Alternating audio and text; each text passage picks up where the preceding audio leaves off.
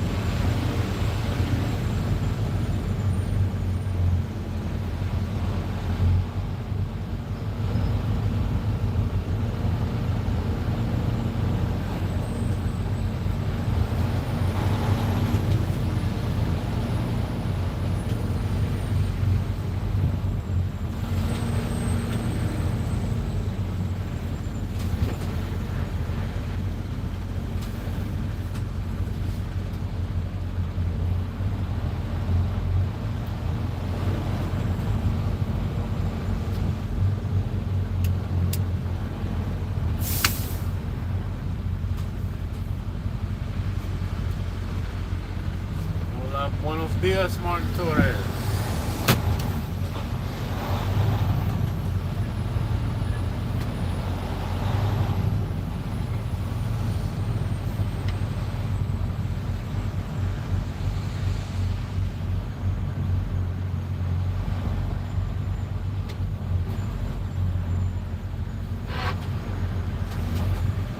Yeah.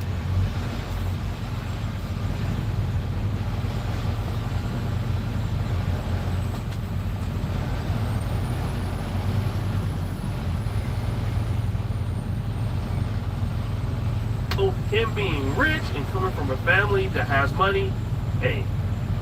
Yeah, I think that I don't want to go too far. I'd like to tell you some stories at how it happened, but essentially somebody that was very close to him turned him in. And that happened, whether it's a parent or whatever, I'd rather not say right now. They're going to announce it today, sometime later, probably talk about that. But somebody close to him turned him in. They said, whoa, it's interesting. Well, we had very good pictures, but not great, not perfect. And when you look at it, what happened is somebody, and this happens a lot, it happened with the crazy. Somebody that's close recognizes even a little tilt of the head, which nobody else would do. Donald Trump came to Fox News and actually said, yes, he's in custody, and we believe that this is our guy. And once we found out who he was, it was a young man by the name of Tyler Robinson. Now, Tyler Robinson grew up in a rich family. He even got a full scholarship for this college. Now, guys, $32,000 may not seem like a lot of money, but it's enough money because for in-state students, the Utah State University, the fees are $4,390. So him being rich and coming from a family that has money, hey, that's nothing. That means the guy had to be smart, okay, to do that. And not only was he smart, but his father was a sheriff, and he lived in a $600,000 house in Utah. So Tyler Robinson is from Utah. He's a Christian. And what else did we find out? Tyler Robinson is a conservative. Tyler Robinson was MAGA and even donated to Trump's campaign. I mean, there you go there. Look at him. Trump. Make America Great Again Committee. All right? They even gave donations to the president. His father, Matthew Robinson, and his mother, Amber Robinson, are part of the Republican Party. They're part of the Republican Party. Then, wait a minute. If he is a Republican and he is a Trump supporter, then how does he shame Charlie Kirk? Congratulations. You've been selected to receive the Resident Presidential Scholarship from Utah State University. The value of this scholarship is approximately $32,000. This scholarship is available for 4 years or 8 semesters.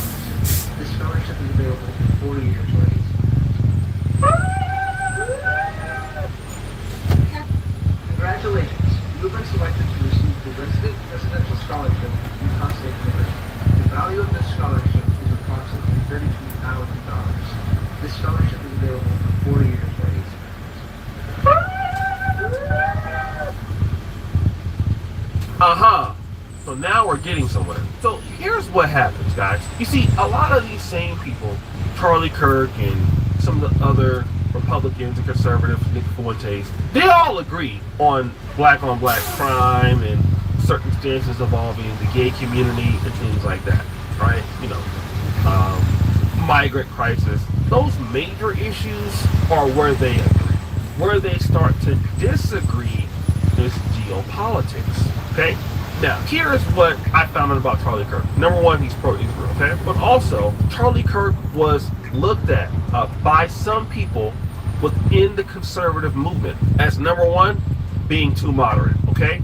He wasn't as to the right as far as maybe like Nick Fuentes, something like that. And then he also was a person who supported Israel. We have that situation.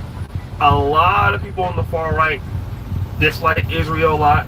Then Charlie Kirk, here's a guy that's pushing Israel so hard, it's like you're a paid person from Israel, right? So now we can't trust you, okay? We can't really put our trust in you because, you know, you're over here, like I said, defending Israel when we believe that Israel is starving Gaza and they shouldn't be occupying the place. And there you have Charlie Kirk defending Israel, okay?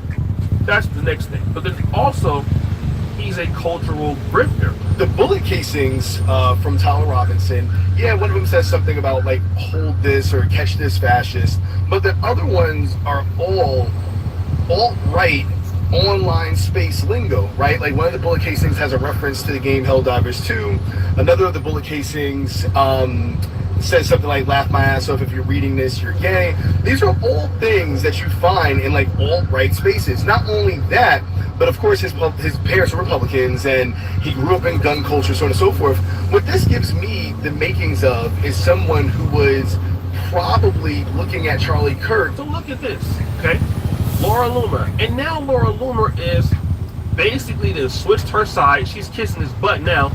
I don't ever want to hear Charlie Kirk claim he's pro-Trump ever again. After this weekend, I'd say he has revealed himself as a political opportunist, and I have had a front row to witness the mental gymnastics these last 10 years.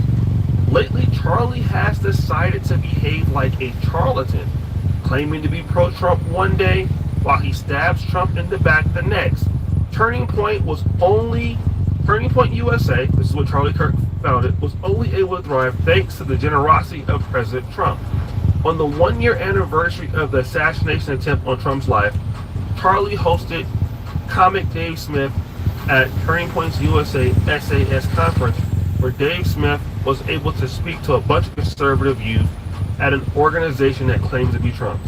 3 weeks ago, Dave Smith called for President Trump to be impeached and removed from office over his decision to blow up Iran's nuclear facilities. Charlie played both sides of the Iran issue on his show, as we all saw, because he wants to play both sides of the aisle. The honorable thing to do is to have a position and actually defend it to death instead of flip-flopping. But now, even Laura Loomer is on Twitter basically praising Charlie Kirk, right? Like, same thing with Nick Fuentes, Myron. All of these guys had a little bit of an issue with him, okay? And now they're butt kissing him like no tomorrow, all right? Like no tomorrow. And then the governor of Utah, this is important.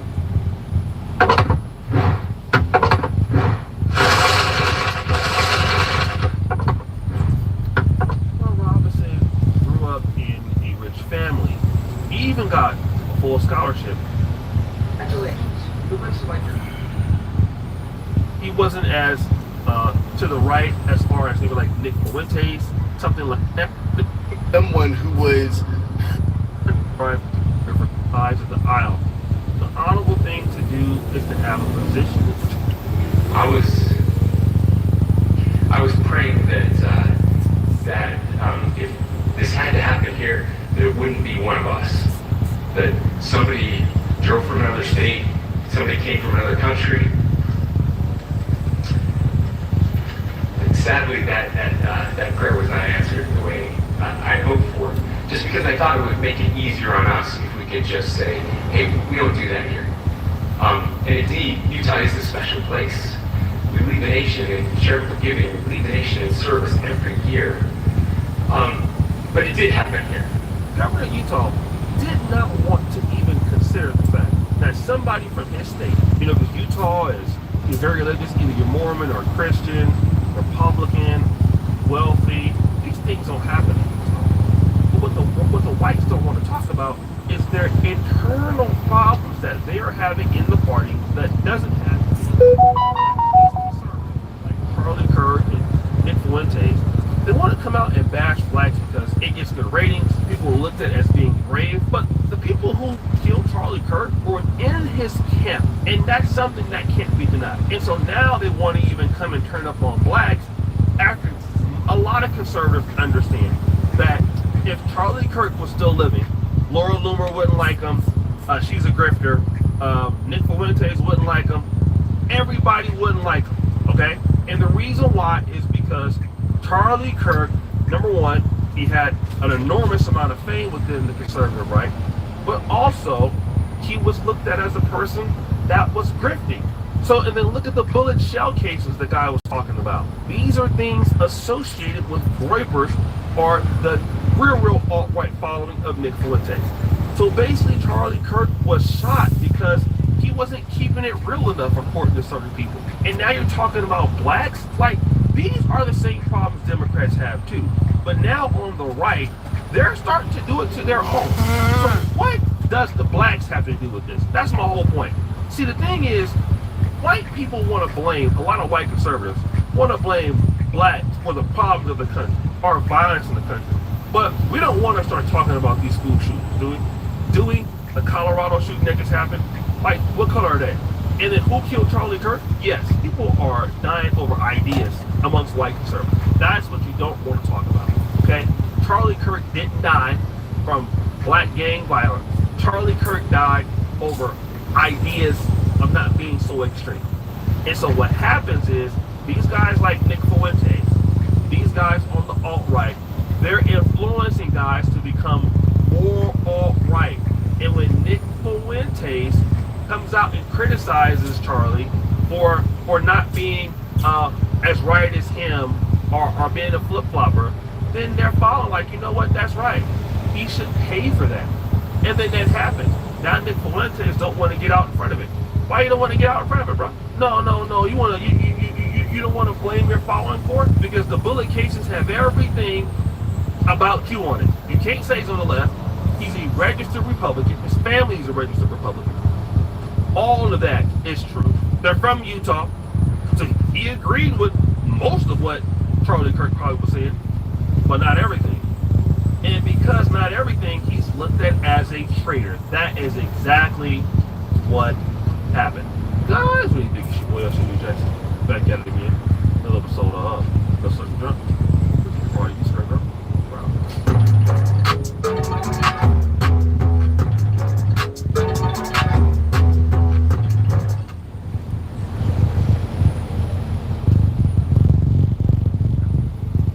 How to find a person's location by their phone number. For example, if your brother is late coming home. My daddy, teacher lady.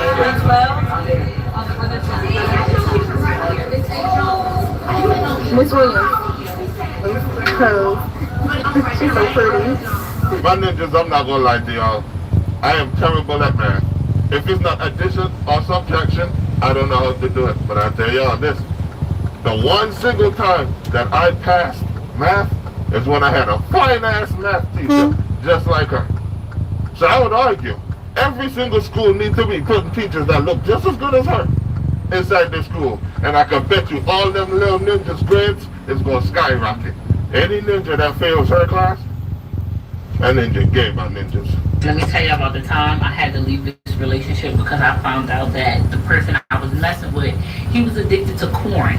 You can't say that word on social media, so just replace the C with the P. Being addicted to corn. So I found out he was addicted because it'll be like the middle of the night and I'll just randomly wake up out my sleep and he'll be like in the bathroom with the door locked. So how do you know that that ninja is addicted, huh? Maybe your coochie is just bad and he loves you, so that ninja's sacrificing his own happiness to make sure your feelings don't get hurt. Oh, me being who I am, I would put something in the door like pop the lock. He'd be full on into it. And I'm like, you weird. Like, why would you be doing that? And I'm right there sleeping. Like, you can tap me on the shoulder. But it gets worse. I decided to take his phone one day and go through it because I wanted to see what he was actually looking at. Like, let me see what pleases you. What he was typing in was the reason why I was like, okay, enough is enough. So he was typing in stuff like, big booty Dominican girls, light skinned girls with BBLs, pretty light skinned girls with flat stomachs, light skinned girl, this light skinned girl, everything that I'm clearly not. Sound like a real nigga to me. So I brought it to his attention, and I'm like, it's bad enough you're looking at it, but I'm really, really concerned with what you're typing in. Like, it makes me feel really insecure. So I guess he thought he was taking my feelings into consideration. Come to find out, he was still looking at it. But this time when I went through his phone, he was typing in like big fat black girls with big stomachs, like big ebony women. And I'm like, what the fuck? Like, is you cool? He like, you can't please that one. You can't please that. She come man. When you was looking at attractive women, she don't like that. You start looking at ugly women, she's still not happy. He's always going to keep looking at the beautiful women. well, you said it was making you feel insecure, like by the things I was watching. So I'm trying to watch things that's like, you know, relatable to you. And bitch, I beg your fondness the fuck pardon. Like, what? And my flabber was just so gasted. I'm like, When you said flap, I thought you was talking about her stomach, my nigga. so are you cool? Like, is this for real? And he was so serious because he could not figure out, like, damn, why are you so mad? Like, it was a problem and I fixed the problem. Like, what took me out was the ebony women with long titty part. Like, are you shitting me? At that point, I knew, like, enough was enough. What's up?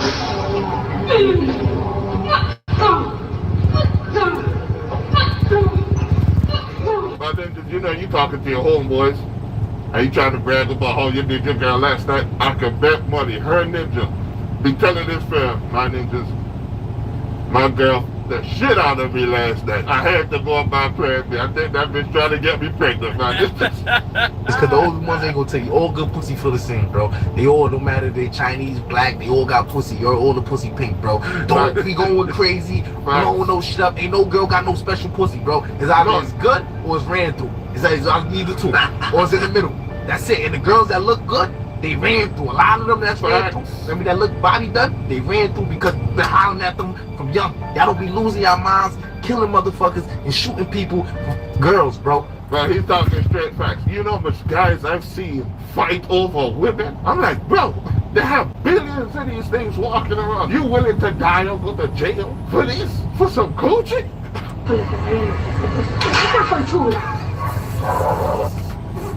I mean, if she wasn't paying attention before. Bro, he's talking straight facts. You know how much guys I've seen fight over women? I'm like, bro, they have billions of these things walking around. You willing to die or go to jail for this? For some coaching?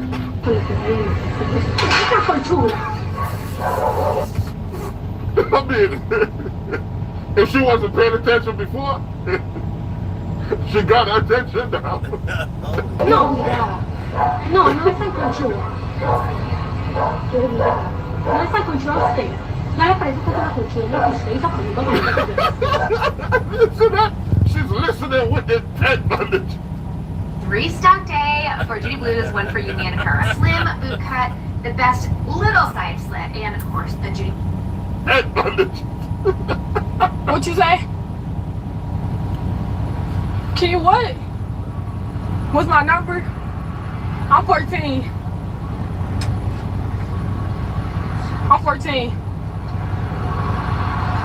I'm 14. What you mean you don't care? What the fuck? I mean, you don't care. I'm 14. Yeah. Huh? What type of shit is that? I'm straight. Alright, for sure, but I'm straight. What? See, I think I be fucking lying. What the fuck? Bitch. Do I not look my age up? Do I not look my fuck? My ninjas, when I was growing up, I used to hear men say 12 o'clock is lunchtime. So some of these ninjas taking that shit serious. Yeah, like as soon as you talk to a woman, any woman, even if she's just doing it to get you away, just listen. I'm 14. Oh, sorry, keep walking. Just leave. She should have took his number and gave that number to the police. My ninjas, stay in your daughter's lives, okay? Because we know not all ninjas got integrity. I think that a lot of men think that y'all are more of an option than you actually are. We have to be honest and say that a lot of men are just not good men. And we're at a point now. My ninjas, why is it the bottom tier is always making the most noise? Y'all remember back in the day, they knew their place. They knew, hey, I'm not attractive. So what were they? Nice. And all of them knew how to cook because they knew, hey, I can't compete with the pretty bitches, but personality and cooking, I can secure one of these bitches. But no, the simps done up the game, telling all these women they look beautiful because they want some cheeks. Have them talking like this, huh? Humpty Dumpty done got off the wall and got on a podcast, man. This is some bullshit, man. What then? Tell her they need you to bring some money down. I'm finna go on my break. Do not call me. Don't text me. Don't call the zebra. Don't call my phone. Matter of fact, I'm finna put the zebra down. And two, I'm finna take this down with this off to let the know that I'm about to stop me and none of this. Bye. It's good. My niggas, look here. There's my sword. I need a blade sharpener and a hammer and a drill. So I'm wait. No. This happened already. Deja vu. Lowe's is not getting me again. This is good advertising. This is top tier marketing. I want them to pay her. And here's my theory, and I could be completely wrong, and the internet probably gonna destroy me for this, but I think women that have more than 2 baby daddies usually have some sort of mental illness. Really? Yeah, because you get genetically modified too much. I think, okay, so this is what I know. Every time you get pregnant, right, there's stem cells that come from that baby, and them stem cells end up behind your eyes and your brain and your heart and your lungs and stuff and help your organs heal while the baby take it from you. And those stem cells always stay with you, right? So that means that man is always in you. And that is why the Bible says you will only desire your husband, correct? This is why you gotta use condoms. Because that baby batter get up inside you, and the uterus is very porous, much like the mouth, right? So when anything goes up in there, it automatically, the uterus starts to absorb it. It starts going through the vaginal walls and all that, and the blood, it gets into the bloodstream, right? And so, it takes get in there. So it takes like 6 weeks to get a man out of your system if you have unprotected sex, and it's because he's starting to bind to your DNA, right? And that's why it's couples, when they be together too long, they start looking alike. You start looking like him. Wow. Like, it's not, the guy don't always start looking like her. She start looking like him because he is genetically modifying. My ninjas. Y'all know what that means, right? Don't even think about it. Don't even think about what? That I'm making you pretty? Huh? You heard what she just said? If it wasn't for me, you wouldn't be coming as beautiful as you are. So think about it, right? When we make love, we're never making love. I'm basically masturbating. You know what I mean? You know what I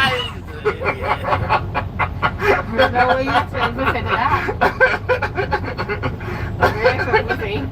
I don't expect you to say nothing. But thank you. You're welcome. Tell your lazy your genes making a change. That's what she just said. It is my genes, not your tights. My genes. All right? Up and down. Up and down. That's it. That's hard. Oh, is it? How do you keep a consistent routine? Come on. Routine, pace. Okay. Oh, No. That's not what you like. Come on. Now, try that for 25 minutes. 20. Go on. 25 minutes? My ninjas, if he's doing that for 25 minutes, that ninja don't know what he's doing. He's doing that woman a disservice. That snow bunny doesn't deserve that type of treatment. Right? Think she's gone. But let's not overdo. Let's go to the next one. I caught my stepson spying on me in the shower at the same time that my husband used this trick to get hard. I discovered something crazy with a Boston doctor. Go to the next one.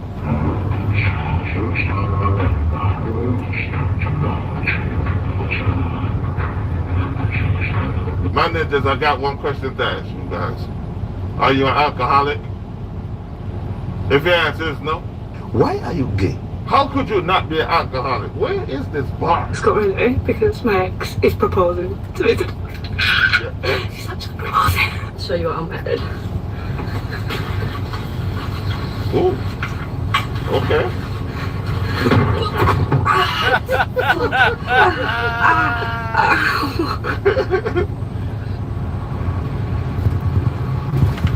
Oh my gosh, I can't believe he's prepared candles. This bitch is crazy. So you know what that means? That coochie is fire. Once they're crazy, top tier coochie. Just so you know, it broke my own ring. Yeah, she might be too crazy. She look good though. That's the. Why do the crazy women be looking so good? They're just. I like that dress though. You've just dropped something there. That, you just dropped that. Oh my god! Oh my god! No, yes! no. Yes! No. I want it! Where she put that star there for? Oh my god, look! Be real! Oh my god! I'm gonna go tell my mom! My ninjas, this is why the snow buddies need to come to the ninjas, man. We've been through enough suffering to understand how to deal with these crazy people. You know? Racism, you know?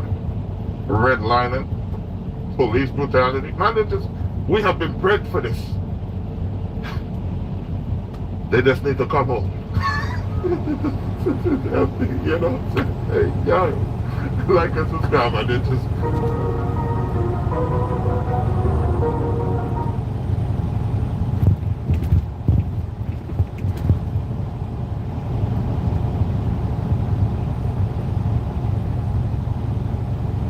To escape prison, the man decided to train a special skill that would allow him to disappear right under the guards' noses. First, he took off his shoes to ensure absolute silence while moving. Then he carefully studied every detail of the prison cell, searching for blind spots in the guard's line of sight. One day, a guard came to inspect his cell, only to find the prisoner had vanished. He immediately opened the door and rushed in, searching all around, unaware that the man was simply hiding in a dark corner. The guard warned him not to play tricks again, but the man was completely unfazed. Instead, he turned his attention to the walls of the cell, noticing the gaps between the wooden boards. He tried gripping the gaps and climbed upward, eventually grabbing a metal bar near the ceiling. The next time the guard came to inspect, the man once again disappeared from the room. The guard angrily rushed into the cell. Sure, he would find him in the same corner, but after searching the entire room, he looked up and saw the man hiding above the door. The guard struck him down with his baton, but couldn't wipe the smile off the man's face. His invisibility technique was starting to work. To further refine his invisibility, he stretched out his arms and waved them in the air, constantly adjusting until his hands disappeared from view. He calculated that the human field of vision is about 180 degrees, which meant half of the space could be used for hiding. As long as he stayed in the blind spot behind the guard, he could achieve a certain level of invisibility. He kept practicing the technique until every movement became smooth and natural. When the guard came to inspect the cell again, he only saw an empty space inside, with a prison uniform lying on the floor. He searched every corner of the cell, but still couldn't find anyone. In fact, the man was right behind the guard, perfectly mimicking his every move. Like a living shadow, the guard sensed something was off. And finally, he noticed there was an extra shadow on the floor. Instantly realizing the man was right behind him, he turned and swung his baton at him. But after this failed attempt, the man was already prepared. He had drawn an eye on his palm, training himself to think from the guard's perspective. He not only mimicked movements, but could also predict the guard's next action. Through relentless training, his invisibility technique became flawless. Even his shadow could be completely hidden. During the final cell inspection, the guard once again found no one inside. He swore that no matter what, he would find the slippery guy. But after searching every corner, even checking the floor in front of him, he still found nothing. Suddenly, a hand tapped him from behind. The man struck the guard down with a single blow. The guard struggled to get up, but was then kicked out of the cell by the man. The guard started to believe the man had truly mastered invisibility. Frightened, he locked the door and ran away. But just as the man was about to use his invisibility to escape, he was informed that his sentence had ended, and he could walk out the front gate freely. To escape prison, the man decided to train.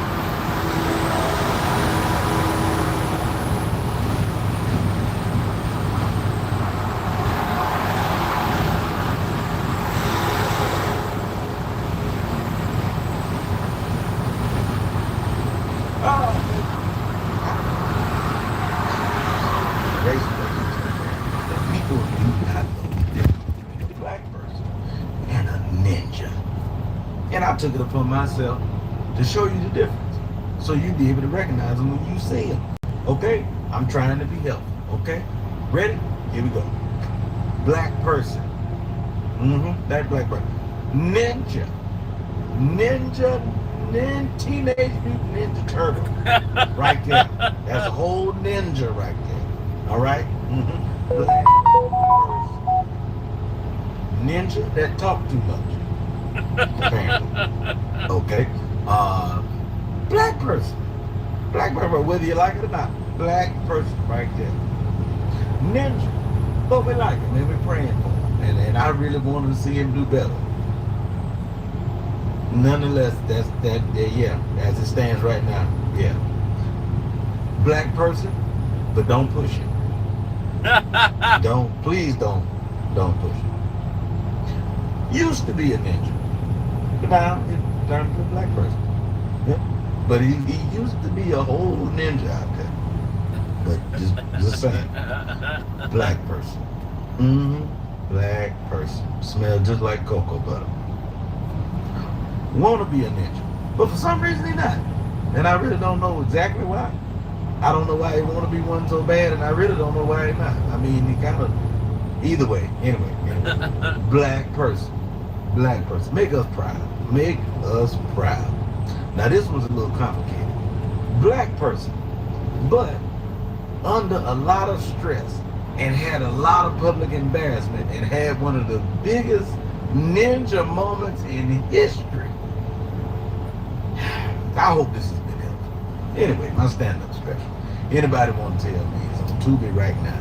And I'm on tour. Go to ShulerKing.com and get the tickets. Ladies and gentlemen,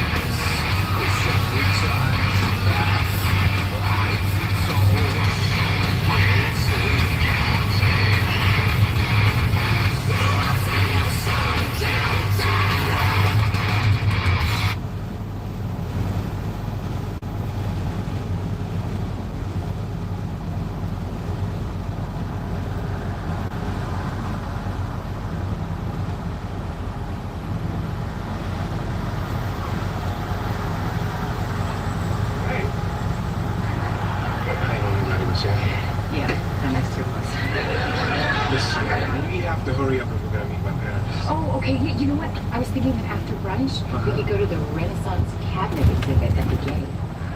sounds great, but I can't, babe. I got a pregame ritual. I can't. Oh, okay, of course, totally.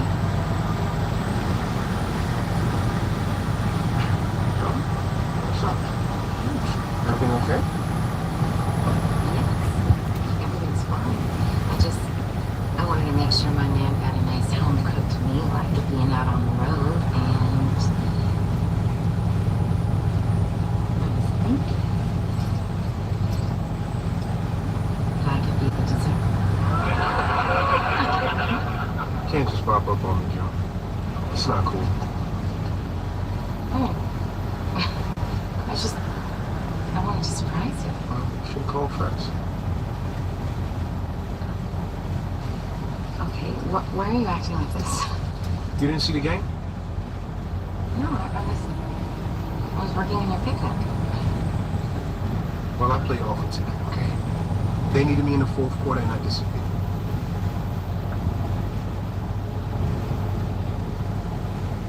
You think I'm cool? What's that?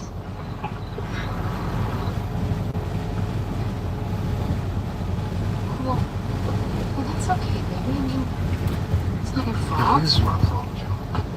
And it can't happen again. I mean, I told you, I got 10 months left on this knee. And I'm in a contract here. This is my last shot.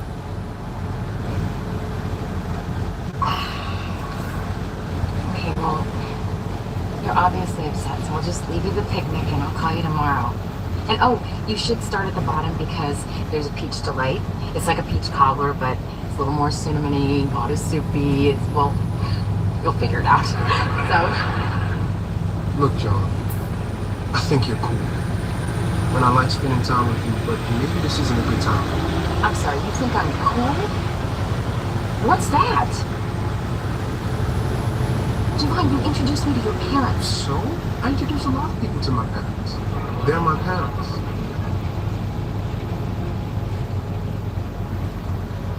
So this is it? I mean, we can still see each other from time to time, but I can't do anything serious. So you mean we can still sleep together? Well, when you make it sound all funky like that, I guess that's not gonna work either, huh? So, yeah. So, be good.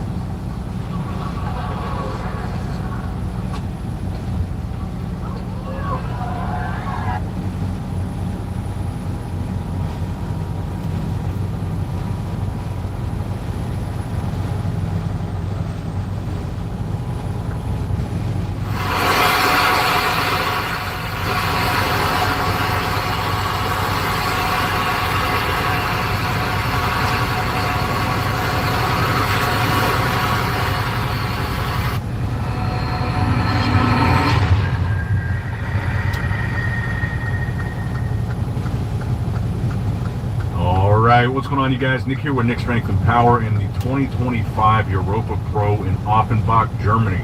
Just wrapped up. The results: in 5th place, Emir Omaragic. In 4th place, Mark Hector. In 3rd place, Edward Cardboat. In 2nd place, Quentin Araya. And in 1st place, now 2-time champ, Urs Kalasinski.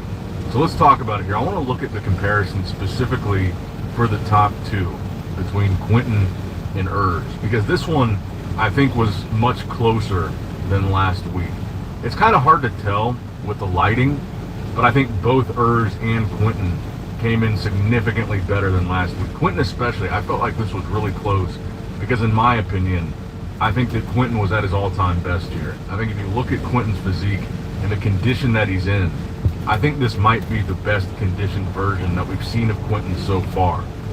Now, this top 2 that you're watching right now is from the pre-judging comparison. I'm going to show both the pre-judging and finals top 2. I think Quentin looked a little bit sharper here at the pre-judging top 2. But definitely at pre-judging, I was thinking it was kind of a coin toss. And I didn't make a pre-judging video because of the fact that they basically went straight in. There was no gap. They went straight in from pre-judging to finals. And I thought, by the time I'm done with my pre-judging video, finals will already be over, so I'll just make a video after finals.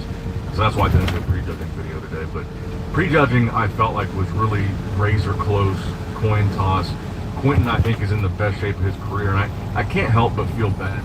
This is what the fourth show this year, that he's been just right on the edge, right on the verge of winning, kind of in that always a bridesmaid, never a bride situation.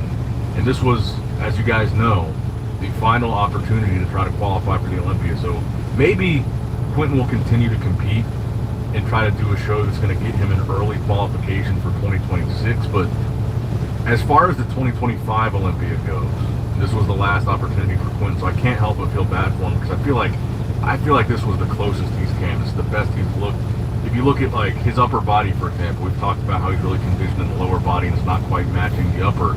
But if you look at his upper body here, you look at the striations in his chest, I noticed when he hit the side chest and the most muscular, you were seeing like a deeper level of detail than you typically see from Quentin in those poses. I just think this was the best he ever looked. But then Urs as well. Like I said, it's kind of hard to tell with the lighting here, because the lighting is not as good as it was last week. But both Urs and Quentin, I think, look significantly better than last week, significantly tighter. This is definitely the best Urs that we've ever seen. And I'm kind of surprised, like when you watch Urs pose, especially from the back, one thing that kind of surprised me here was how much Urs was shaking in some of those poses. Urs hasn't really had that issue, at least not that I've noticed, when he was in Classic Physique. So I thought that was interesting, because I noticed that last week in Italy too, that if you look at his leg was shaking a lot in like the back lat spread pose. Not as much in the back double, but that was kind of just a weird little thing that stuck out to me. And I think that in winning this show, Urs has really solidified that he's going to be a serious threat in open bodybuilding. It wasn't a fluke. It wasn't a one-time thing. The rematch between him and Quentin really brought it. And I think that's what impresses me so much about the fact that Urs has now won these back-to-back open shows, not only winning his open debut, but winning the rematch where Quentin came back better. I think Urs has really proven, and he already proved it last week, to be honest, but he's really proven that he belongs here and he's a threat. And I think now that he's won back-to-back shows, definitively, the conversation about Urs going into the Olympia, where is he going to place? Top 10, top 6? I've seen some people say top 3. I think that's still a little bit of a stretch. I do think as far as his back goes, his back needs to come up. I felt like the way that he was hitting the back poses here too, even though he was shaky, I felt like in the back double, I don't know if he was hitting it slightly differently here, but I think he looked better from the back in those poses at this show. But I think on the Olympia level, it's going to be that kind of missing width and thickness in the back that's going to hold him back a little bit from those like upper echelon top 6 maybe placings. But I think now that we've seen Urs twice, and he's proven that he can win the shows back to back, he's proven he can replicate that condition, he's shown consistency, and I think even he's shown that he can come in even better than what I thought was his best last week. And now this top 2 video, this is going to be the top 2 from the finals of the show, and I think it was a little bit more in Urs's favor at the finals. I don't feel like you saw Quentin fade drastically or anything like that, but I felt like in the final top 2 comparison, I think Quentin lost a little bit of that sharpness, especially in the midsection. I was noticing where Urs had these super deep separated abs. Kind of like what we talked about yesterday, looking at that one day out update that Urs posted. He was crazy here in that abs and thighs pose, and that's exactly kind of the vibe that we got from that update. But I think Quentin, there were some shots where he looked like he lost a little bit of that sharpness at finals, and I felt like finals was a little bit more clear that Urs had him. The judge did say during that finals top 2 that this was as close as it gets.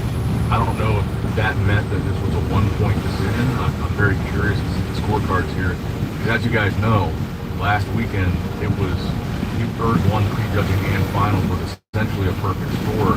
I don't know if that's going to be the case here. Like I said, I felt like it was close. I felt like Quentin really brought it, and I hope that Quentin continues to compete throughout the year and just tries to get that early 2026 qualification. Because I'm really starting to feel bad for him here, because it's not like he's not bringing it. It's like from show to show, he's constantly improving. He's constantly bringing these new, best ever versions of his physique. Because I really do think this show might have been the best Quentin we've ever seen. And that's why, like I said, I think Urs winning this show really definitively proves that he belongs in open. Classic was holding him back, and that he's going to continue to excel. And I think, again, you've got to bear in mind that at Urs's open debut, he hadn't even had a full year, a full off season to prepare prepare for open bodybuilding. It was a very fresh transition from classic physique. And I think when you consider those factors, how good Urs has looked at these past two shows, and you think about what's it going to look like after the Olympia this year, where I assume Urs is probably going to shut it down and take a full year or a full off season to really grow into open. And we know what he can do with his conditioning. We know what kind of shape he has. But when Urs brings up some of these points, like his arms, his back, and really takes the time to focus to put on that size, we know that he's going to come in crazy build. We know that he's going to bring his crazy shape. I think when you're talking about the 2026 version of Urs, he's going to be extremely dangerous. But even this 2025 version, based on what we've seen so far, I would say going into the Olympia, there's a very realistic possibility that we could see Urs in that top. I could see him bring this type of condition, or potentially better, because I do feel like as crazy peeled as he was in Italy, he was even more crazy peeled here.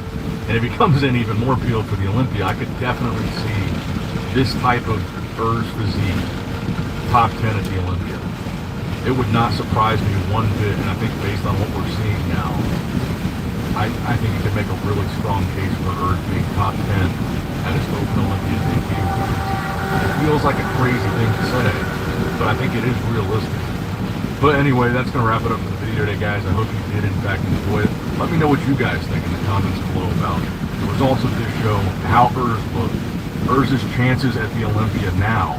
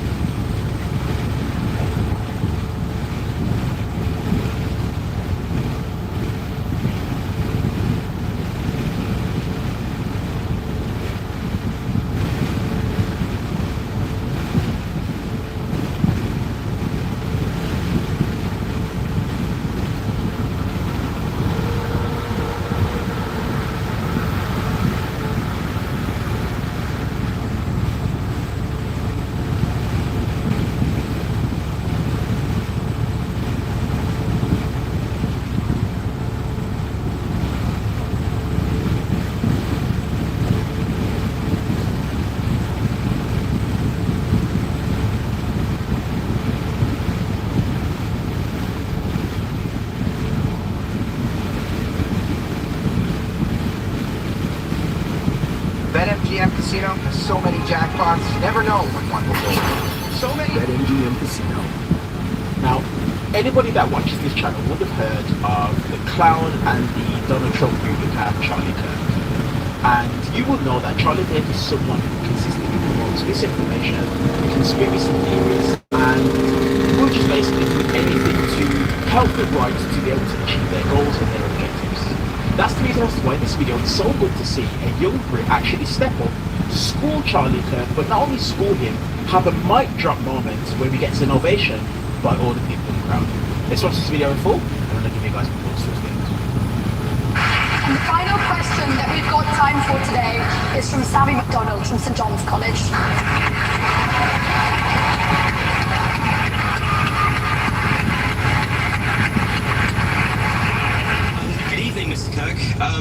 you've obviously devoted a lot of your life to electing, keeping in power Donald Trump, and you did so partly because you said Trump would put Americans first and take them out of foreign conflicts. Should we see how that is going at the moment? Currently, Trump has just accepted a $400 million debt from Qatar, which we're assured is perfectly above board. Billions in arms are going to Saudi Arabia, which they're using to bomb and starve Yemeni children. Not sure how that's in the interest of the United States, but it might be in the interest of the $5.5 billion deal his failed sons are receiving. At the same time, this great president of peace has greenlit mass killings not just in Yemen, but in Gaza, where he greenlit an invasion called Operation Gideon's Chariot with the express aim of wiping out the Gazan population. You promised to put America first. Haven't you and your ilk sold America out?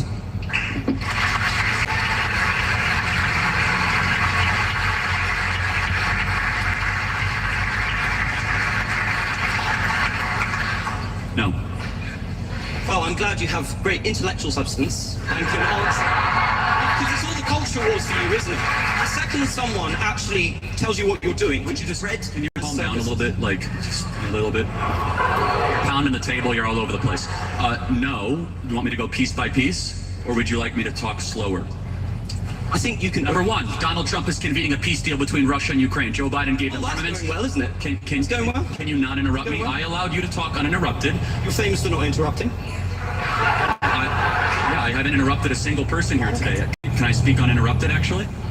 Okay. He is convening a peace deal between Russia and Ukraine. I believe we will see an end to that war. Number two, he's actually talking to Iran and discouraging Israel to strike the interior of Iran, and has stopped many other international countries to do the same. Number three, can you give him credit for ending the Indian-Pakistan war? Both of them said he didn't do that. Well, hold on a second. Let's go back. No, that's in Russia, Ukraine. That's important. Can I speak now? Yes, but the Indian-Pakistan thing, you got to go deeper than that. Let's go in order. Is a peace summit where the main person in question, Russia, doesn't show up, is that a success, Mr. Kirk?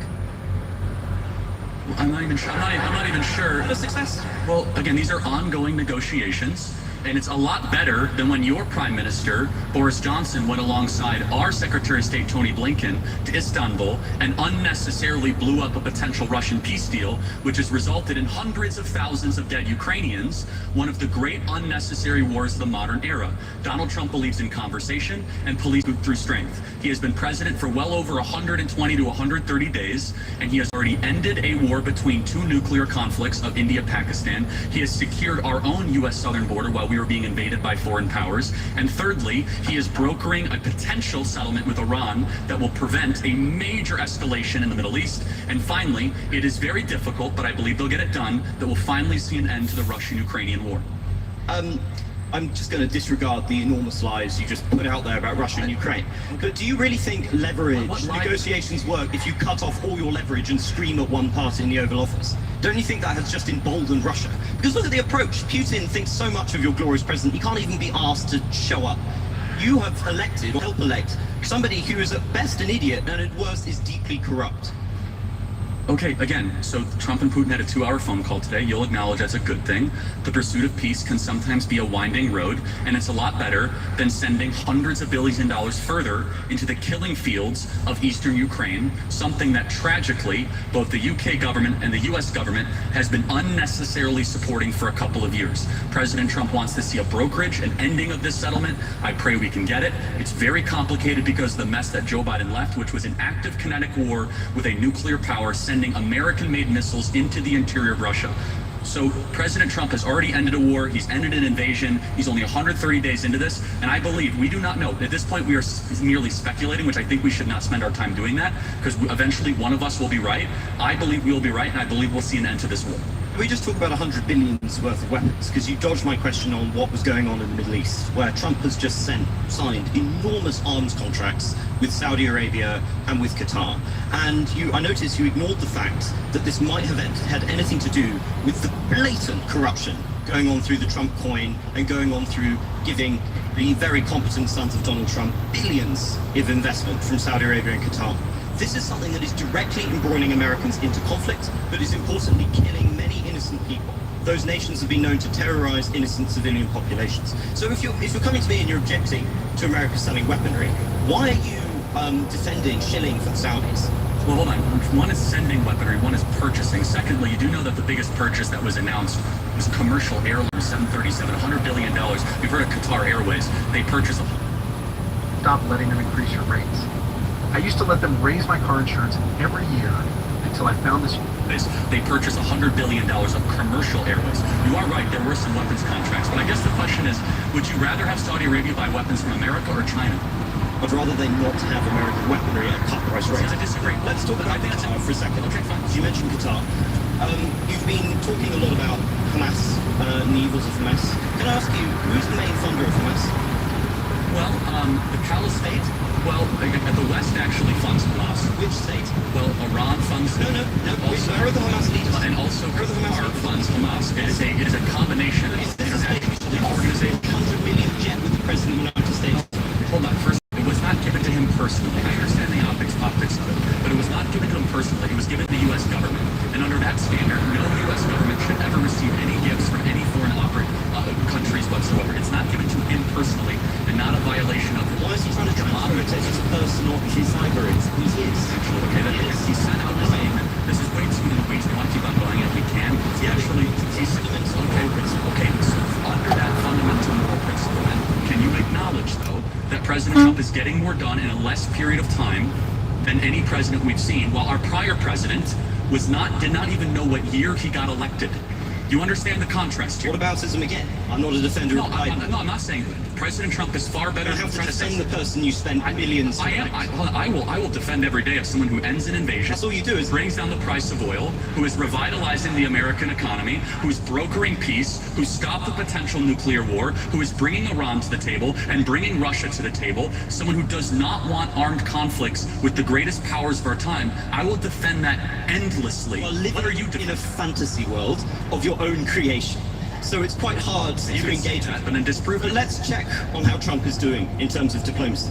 Look, with the war in the Middle East, do you think it was a defensible decision to tell the Israelis you wanted Trump Gaza to agree for Israel to invade the Gaza Strip and to continue to murder thousands of innocent children and civilians in a pointless war? Is that in America's interest? Is that in humanity's interest? Well, first of all, you should know something about Trump. There's something, if you realize with Trump over the last 10 years, he is quite the social media user and uses hyperbolic language at times. But let me ask you, in the conflict of Israel versus Hamas, who's the good guy? I believe both Hamas and the Israeli government are evil, but I think also that there is no justification. Are they equally? There is no justification for the murder and mutilation of thousands of innocent people and children. But let's just futile. There is no justification for invading hospitals, bombing innocent populations, and dragging out a war which is damaging Israel and the West. You've made that point, but well, it's not a point. It's a moral truth, isn't it? Okay, yeah. It was also a moral truth that the war started because 1,300 Jews were killed and 200 were taken hostage. And when you declare war on Israel, expect a firestorm in reaction. Let me finish, I let you talk. Israel, at its holiest day of the calendar year besides Yom Kippur and Rosh Hashanah, Samat Torah, the 50-year anniversary of the Six-Day War, on Shabbat, Hamas invaded Israel, deciding to go recklessly to music concerts, to homes, to kibbutzes, and taking plus hostages. They knew what they were doing. In one of the most cloistered urban environments, people live in a place where it's impossible to wage war. Impossible. Where they wear civilian clothing, they violate every tenet of the Geneva Convention, and the IDF, when they do something right, they get no credit. When they do life-saving surgeries for the Gazan child, they get no credit. When they drop leaflets, they get no credit. But when they happen to bomb a place where they are operating their military from, which we now know from third-party verified sources, hundreds of Hamas military operations are in mosques, schools, and hospitals. I'm sorry, the country where they were living in relative peace on October 6th, that all of a sudden we had a war, and Hamas started the war. And I don't see people that were really upset about the 2 million Germans that were killed in World War II civilians. A tragic truth of war is that civilians die. I don't like it, and you don't like it. And they brought it upon themselves. The only operation entity to blame is the leadership of Hamas, not the Israeli government, for fighting this defensive war after they were invaded.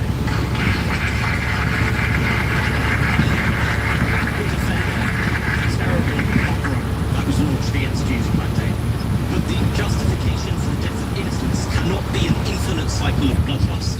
It cannot be killing tens of thousands of innocent civilians with a war with no no end in sight, people who are not complicit in those atrocities. It cannot be bombing hospitals which children use. It cannot be bombing hospitals in which cancer patients are dying and starving in there.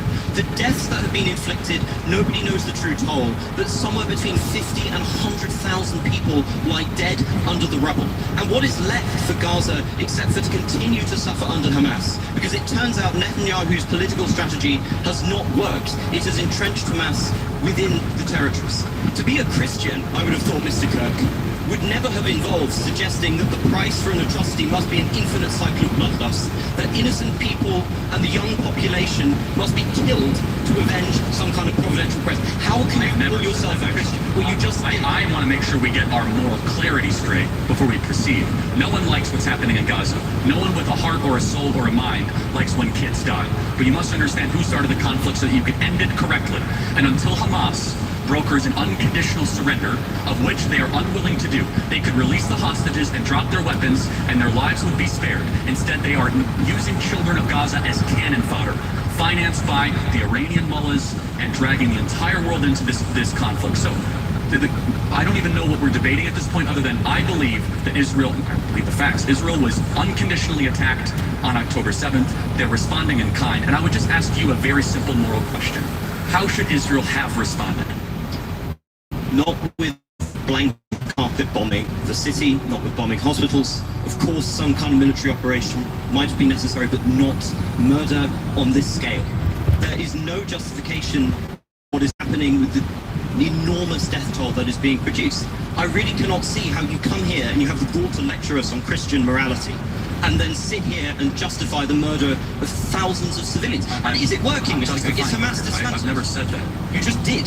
Well, no, this is your whole in war. These are called casualties of a war. We're going to need to stop bringing this Again, I'm not going to justify every military maneuver of 100,000 person army. Instead, what I will do is I'll be clear that there is a good guy and there is a bad guy. I honestly... Not the morality of a child. Well, instead, well... Hey, stop playing with your fanny pack. You need the bearskin tactical hoodie 4.0 to get comfortable in. It's interesting you say that, because a child who knows that Israel is the good guy, Hamas is bad, has a lot more wisdom than a student like yourself at Cambridge University. I will be glad that I will not have been somebody who has defended the genocide of the Palestinian people, and I think you will have to reckon one day that you have reckoned with. Interesting. I want to question this. So can you tell me what African countries currently ongoing a civil war? Believe it or not, I know about Sudan. Okay, good. I'm an idiot. How about what Southeast Asian country has an ethnic cleansing going on right now? Good. And you have strong opinions on both sides? Unlike you, I take an effort. Informed about foreign policy and to come to conclusions. You are a culture warrior. I believe when everything is done, Mr. Kirk, people will see you and the people you supported as corrupt, as selling the country out to the lowest bidder, and of doing irreparable damage to a country I'm sure we all deep down love. The difference? We'll have to reckon with that. The difference, Mr. Kirk, is when...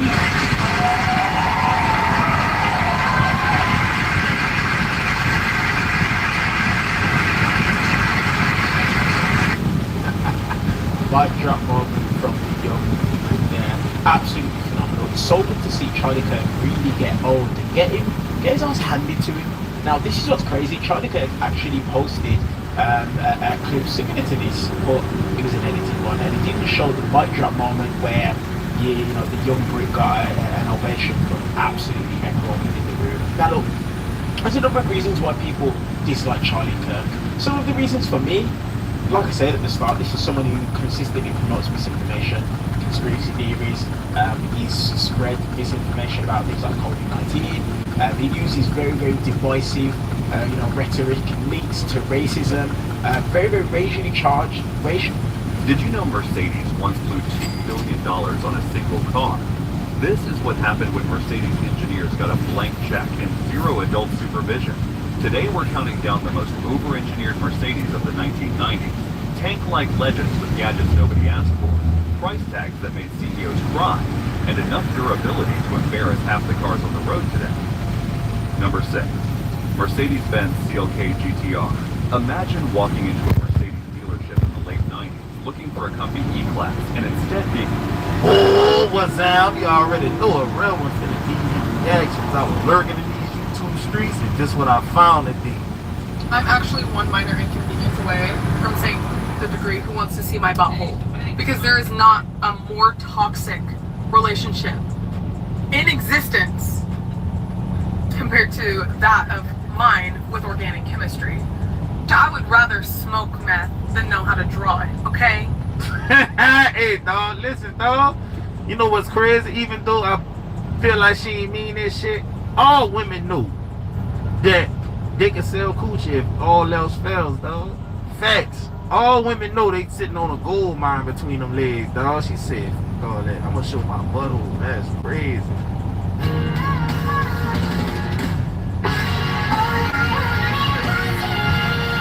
What? Now why you put your head in the middle of the way so a nigga couldn't even see what it was? They be blowing it with that shit, bro. Alright, asparagus or garden asparagus. Folk name sparrowgrass. Scientific name asparagus is a perennial flowering plant species in the genus asparagus. Its young shoots are used as sprinkles.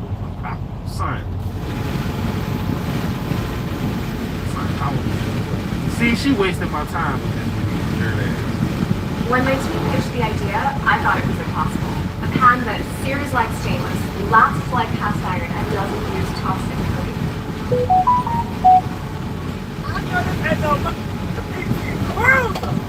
In 2025? 20, out, 22 guys are stupid. Look at the wrong way, look at her. Oh, she riding. She riding. Come on, BT! Hey, she probably got more money than you. She been saving money by not getting a new car. Car probably paid off and everything. How I feel after stopping by my favorite grocery store. AKA mom said, hey, that's the realest shit ever, boy. Nigga used to ramsack my mama's shit back when I first got my own crib. And she allowed me to come back into her crib because she kicked me out the crib. Y'all understood what I said? My mama kicked me out the crib. When she finally allowed me to come back in the crib after I got my crib, I used to take food out of her crib to bring back to my crib.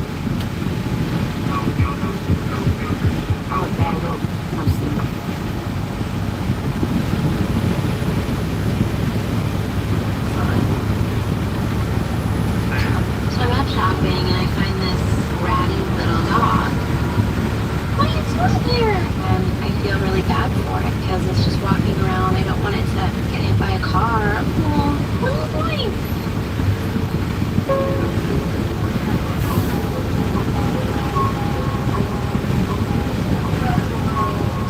I know that there are loads of sayings that we have cut in half, that if you actually finished them and said the full saying, they would mean the opposite of what we butchered them to actually mean. Like, I think the most famous one that a lot of people know is blood is thicker than water, and we always say that to mean, like, family is what's the most important. But the full saying is actually the blood of the covenant is thicker than the water of the womb, meaning your found family and people that you have bonded with through like shared experience on occasion can be more important to you than just who you are related to. But the one reason... Hey bro, every real nigga know that, son. Sometimes your people, your blood, don't have your best interest in mind like your partners do, son. I swear to God. Some of y'all partners more real to you than your family is. Something that has blown my tiny mind is curiosity kills the cat, right? We say that to stop people asking questions that maybe they don't want the answers to, or going after information that maybe they don't want, and getting themselves into even more hot water than they might already be in.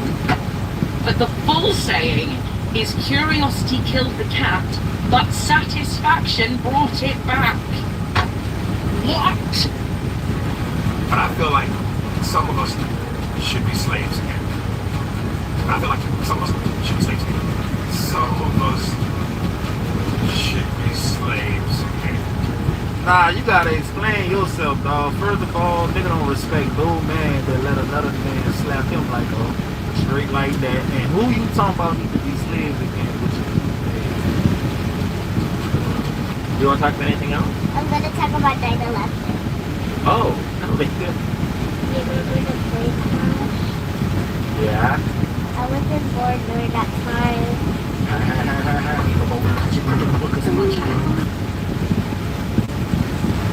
You know she don't get tired. See, when women work out, dog, they can help you in the bed instead of being pillow princesses. See what I'm saying? For real. Hold up. Black husband and wife. That's it, dog. Like a man, why everything gotta be black owned? Why you just can't have a business? I don't understand that, dog. Because every time in real life that nigga told me they shit black owned, son, I didn't get no good service, bro. That make me want to run away from black owned, son. Your business should stand on its own, dog. If you got a lawn care service, don't tell me that it's black owned. Let me see your work. That's gonna make me more. Let me see what any person of color video that comes across your For You page, like it. Watch the whole video through and like it. I'm gonna leave a comment, even if it's just a laugh.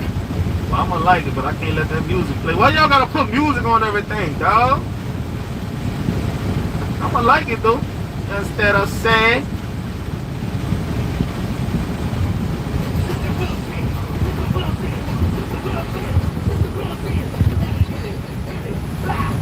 Okay, I see you got a little rhythm.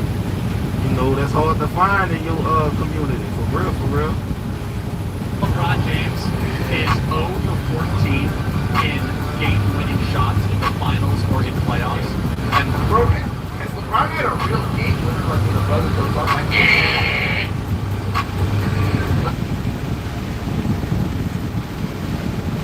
I could tell that nigga was lying just now, boy. LeBron got more buzzer beaters than Michael Jordan. I swear to God, son, I'm dead ass serious. Who got more buzzer beaters? Google it right now.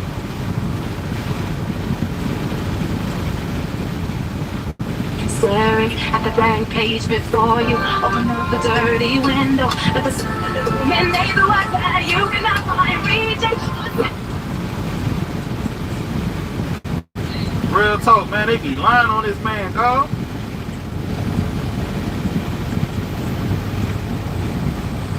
All that damn cap they be doing, bro. For real.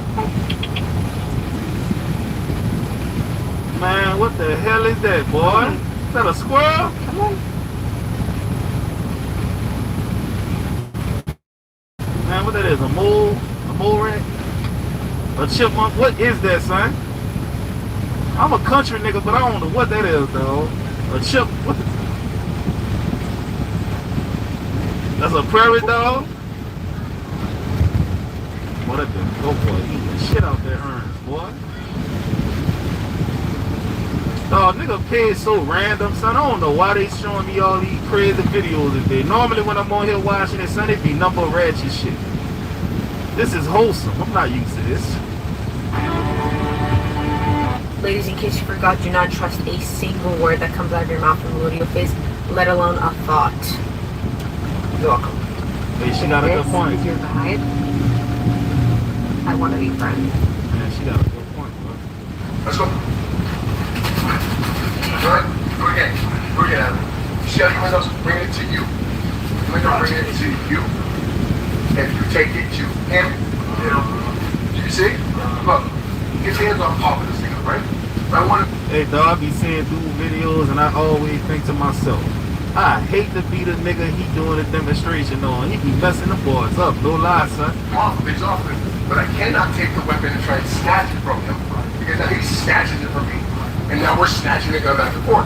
Alright, now yes.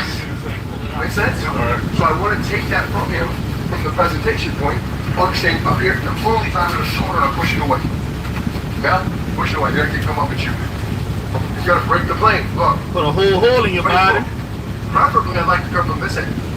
Because with this, it's harder for me to see because I'm focused. My focus is so pinpointed. And if I do see him, I turn right to the defense. Can't see that? So again, break the plane. That is break the plane. If I can get him here, he comes in, he's a little bit deeper. Look, now we have to have this entire thing. I have a better shot. Come in, Adam. Now. Good. Good. Yeah, nice. Very good. Said about you surprised he's not expecting it. Come. Everything's so explosive. Said, dog, y'all know what's crazy? I ain't seen a nigga get blicked down by a shotgun since Paid in Menace to Society when your boy hit that boy at that burger spot with that bit. Boom! I ain't seen a nigga in real life. I ain't never seen a nigga get hit with a shotgun, bro. Taters are just about done. Just gonna hit one. If you're a lesbian or bi, Say, dog, you're too young if you don't know what that last clip was about with the baby, with the food and shit. You're too young, dog. or pansexual or anything like that, and you don't know how to talk to girls, don't mind me, I'm cleaning my kitchen. You don't know how to talk to girls, I'm gonna tell you what I used to do at clubs or like over text or whatever when I met girls that will work every single time, okay? So we're talking whatever, and I'm like, you are so beautiful. Like, we should be friends so we could get drunk and kiss. Pause. Most females who date girls for real don't like that. They don't, because it sounds like, are you just a straight girl? You just kiss girls drunk? They don't. So they always say something and they're like, why would you say that? Or, I don't know, or why, that's so creepy to say it. And I'll be like, oh my God, you're so right. Drinking is so bad for your health. We can skip that. We can just do the kissing part. It works every time. It works every time. I've had girls kiss me on the spot. On the spot. Would that work for a nigga? Hey, man, you walk up on a stud, you hear me? Say, man, we should be friends, you dig? And smoke, you dig? And maybe you'll want some sneak dicking action. Damn, we gotta smoke for that? You right. Smoking bad for your health. Real talk, dog. You never know, man. You hear me? Let's see what the comments talking about. Girl, this would piss me off so bad. Do not be telling these people to do that. No ridge, just autism, blushing and seductive eyes. I unfortunately must be a fool, because if a woman was straight and trying to kiss me or drunk, I feel I would fool immediately regardless.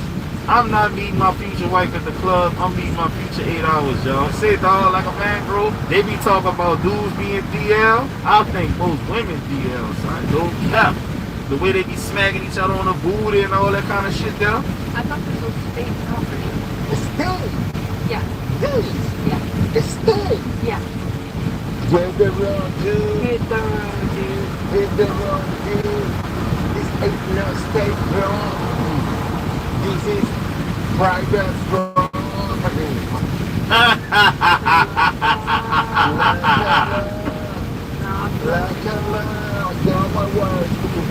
She teaching that boy. She teaching that boy how to talk like a white supremacist. Oh, that's crazy, bro. Here's the magic pen that erases scratches instantly. Look, no cut, no Photoshop. We let the liquid flow. Crazy, bro.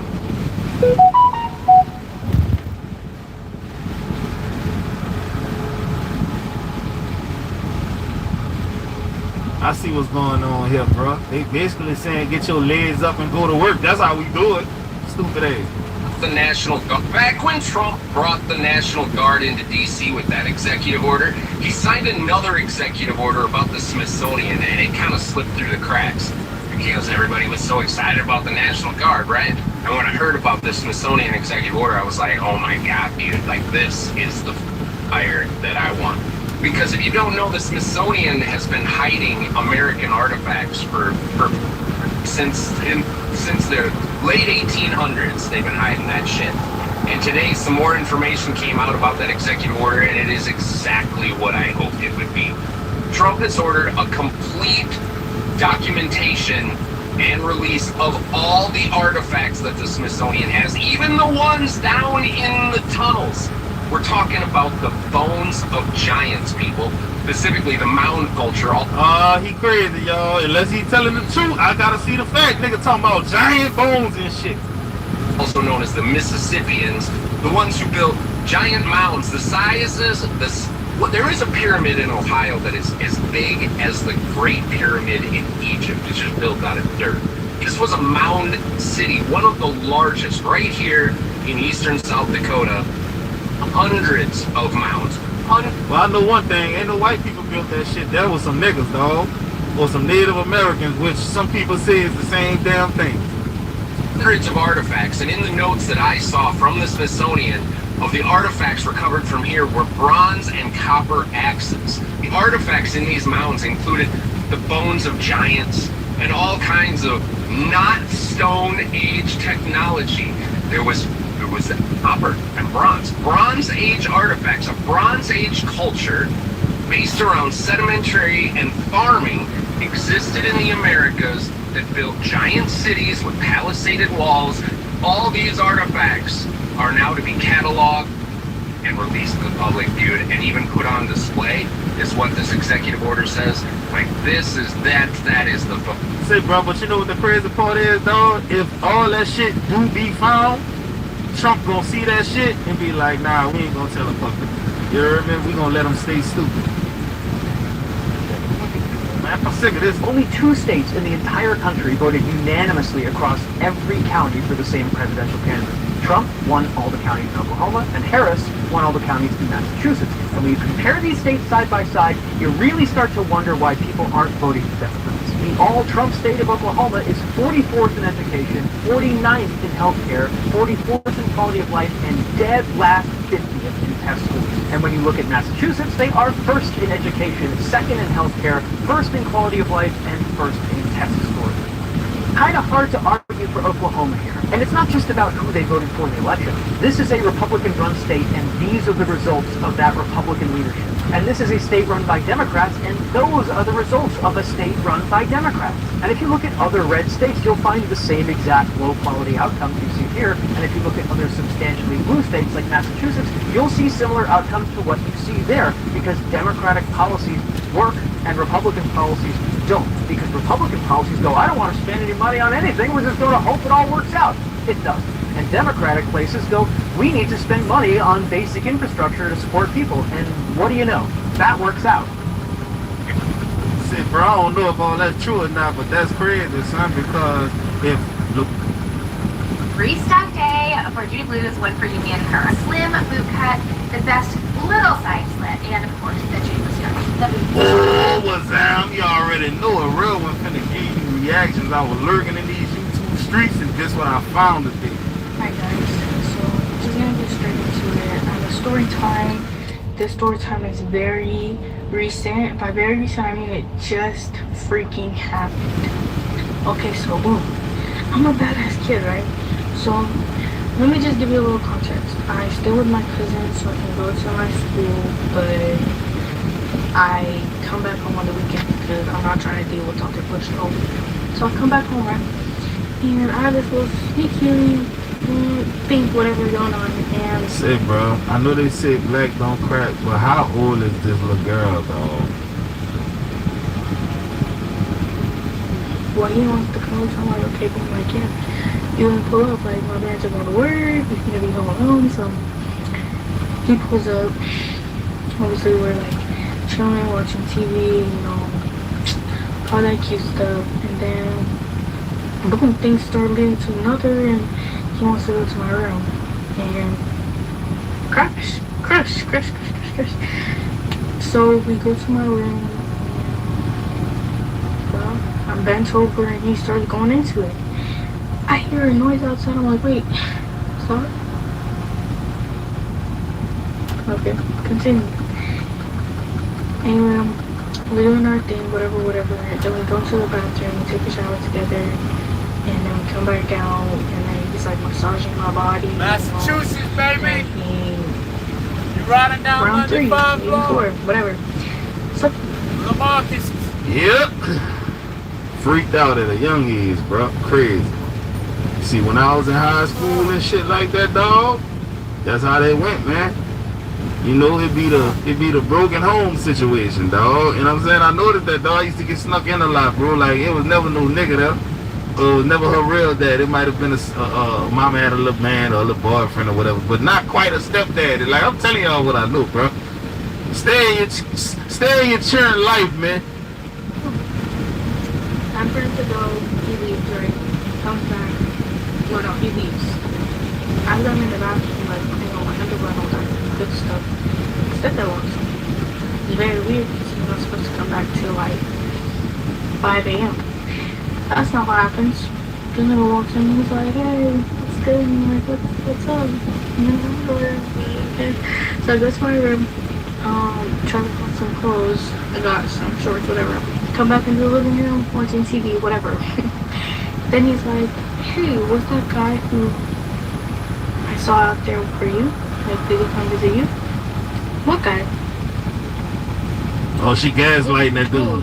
That guy, you know, he just walked out of the apartments. Like, was he here for you? No, I don't know any guys. Like, what guy? Like, what are you talking about?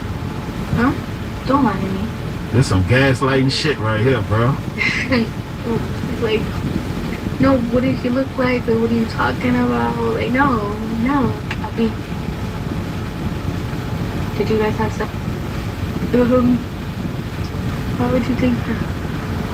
No. First of all, as a stepdaddy, I ain't even gonna hold you. This not even a conversation a nigga be having with my stepdaughter. I ain't gonna hold you. This here, I gotta go straight to her mom about that. Honestly, it's like, it just depends, though. Like, is this a new stepdaughter, or did I raise this girl since she was a baby or some shit? She really like my real daughter, cause dog ain't no. Hey, I stay out that shit, partner. Believe that. This between you and your mama. I don't know nothing.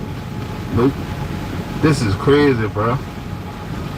I think that's kind of low key. It just depends on the situation, cause some stepdaddies, them niggas not that close with the kids enough for them to be on that type of time. And some stepdaddies, they really like the real dad. I don't know, son. I'm confused about this one. Come with me. So, bro, we get up, we go to the bathroom, and he opens up my trash in the bathroom. What does he show me? Condoms? Oh, Lord, this nigga's a... Because, like, how are you so comfortable with having me condom on your hands? Like, it's so dirty. Anyway, so we come back out to the living room. He's like, yeah, why did you lie? I'm like, I didn't want to hurt your feelings. No, I already knew you guys had sex, so why did you lie? I didn't freaking know that you knew. Like, well, how am I supposed to know that you were watching me? Oh Lord, this going into a direction that's going real weird, dog. This going into a real weird situation. Just don't feel right. Daddy on some stepdaddy on some freaky frog shit. If you got a girl who's why no wait. Hi guys, so just answered what are you talking about? No, of course, watching me. He was like, so where did you guys have sex? Nigga, you were watching me? No, I'm like, well, you know, like, in my room.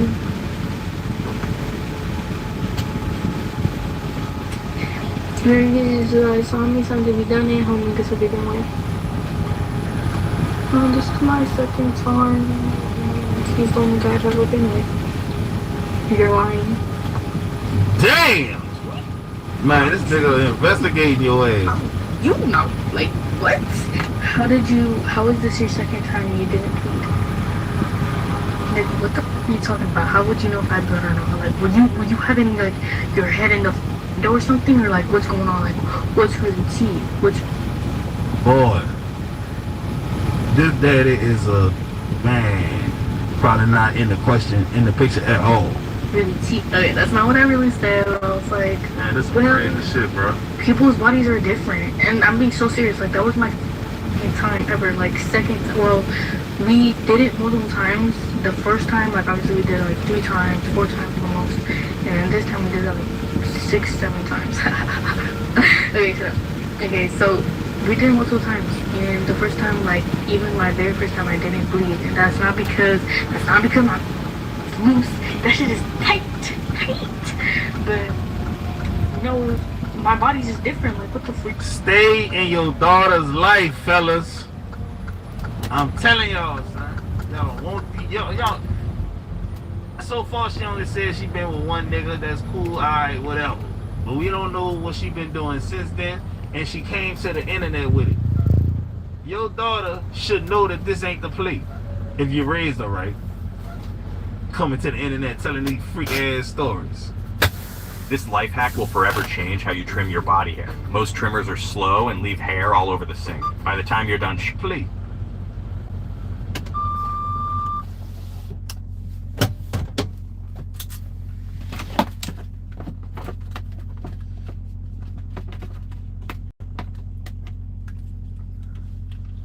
Time for a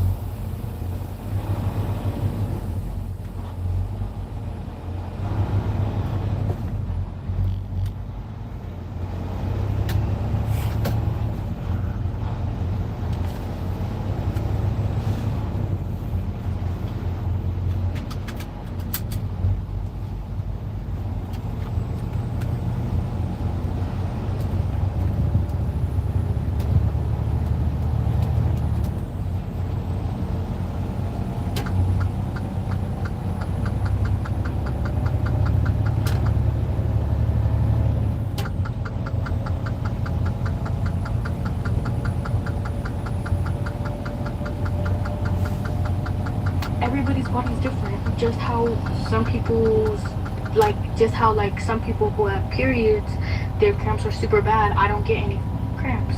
So obviously not everybody's body is the same. Like, even if it's my first time, some people don't bleed, some people do bleed, and I guess I'm just one of the lucky few who don't bleed. So why are you assuming that makes me a thought? He's like, I understand, but I'm very disappointed. Like, how many guys have you been with? He goes to my phone. He goes to my phone, guys. Like, he goes to my phone. Guess what he finds? Let me guess. All kind of freaking fraud videos.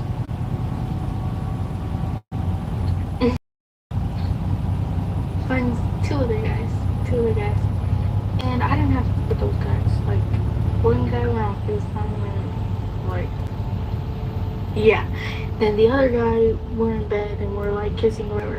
I didn't have, like, I don't know why this nigga thinks I'm just a fucking thought that opens up for anybody. Like, I understand, like, yeah, I did it. Said, dog, if I felt the need to go through my daughter's phone, I couldn't do it. I swear to God, I couldn't. Her mama got to do that shit. I don't want to see it at all.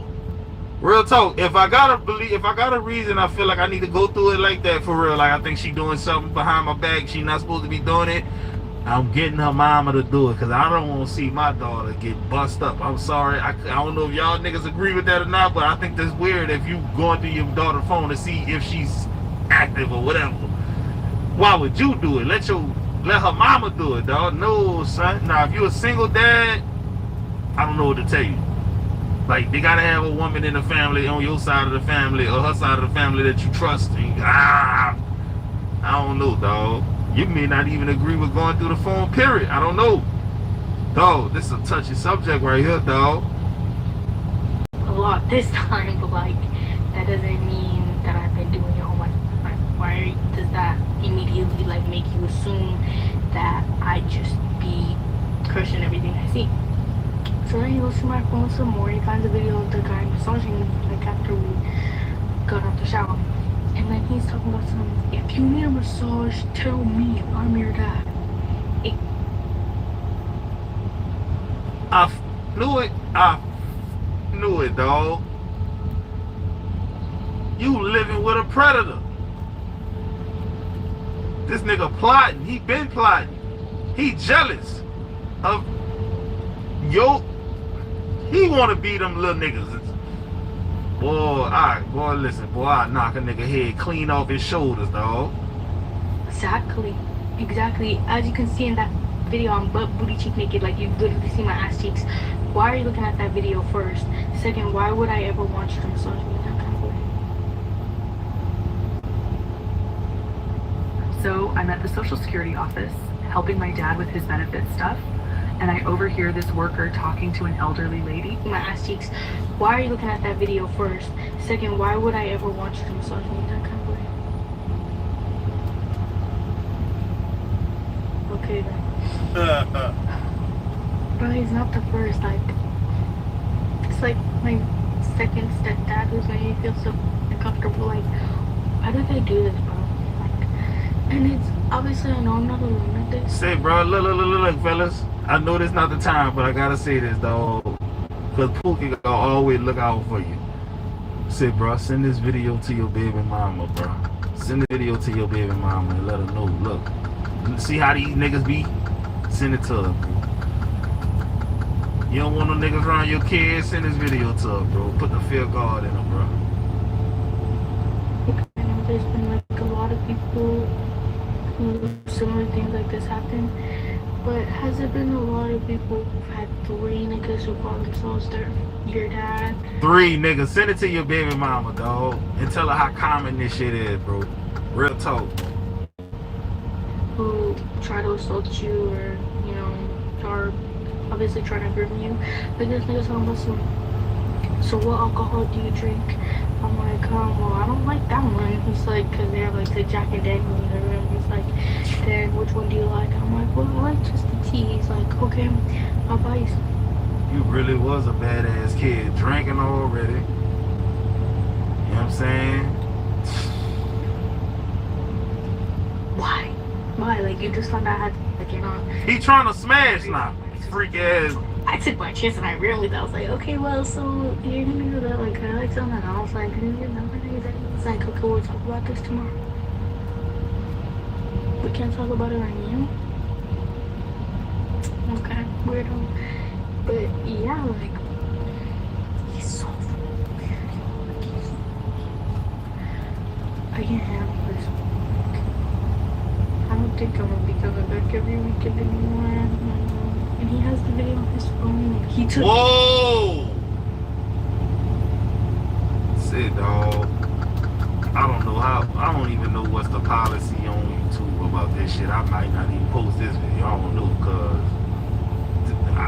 I don't know. But what I'm gonna say is this: the fact that he got the shit in his phone, he gonna go to jail when this story go real viral. He going to jail because they gonna say you had that on your phone, and that's stupid. He sent all my videos and photos to himself on his phone. Like, I'm taking his shit and I'm deleting those videos, bro. Like, I don't care. Like, and then I'm gonna send my mom a bunch of videos and pictures of him cheating or something because, like, you know, he's so messed up. He's so weird. Like, he's so weird. And I hope, like, nobody else goes through something like this. Like, I hope no one else that's trying to blackmail them or groom them. I'm so uncomfortable right now, bro. My mom texted me like a few minutes after he left. She was like, I don't know why my heart is hurting. Like, I feel so bad. I feel like something's happening. Like, are you okay, being so? I'm like, yeah, I'm good. I'm sorry if I'm hurting you. And she's like, no, like, I feel like my heart just won't stop beating. And that's exactly how I was feeling in my moment. Like, my mom genuinely feels how I feel, even if she doesn't know why. That hurts my heart because, like, I know her heart's racing. She's panicking. She doesn't know why. She's probably worried for me, even though I'm worried about her finding out, bro. Like, I don't want her to know. I don't want her to know that I'm having sex. She had me at a very young age, and I know that it'll hurt her to know that I'm crushing at my age, and I know I shouldn't be doing it. I'm done, bro. I'm not doing this shit again. Like, I learned my lesson. Like, I'm good, bro. I'm so good. I'm so good. Like, I feel so bad, bro. I'm like, if you need another story time about the other stepdads, just let me know, and they'll come right. Shit, bro. This is crazy, but man, I hate to say it, but it need to be said, dog.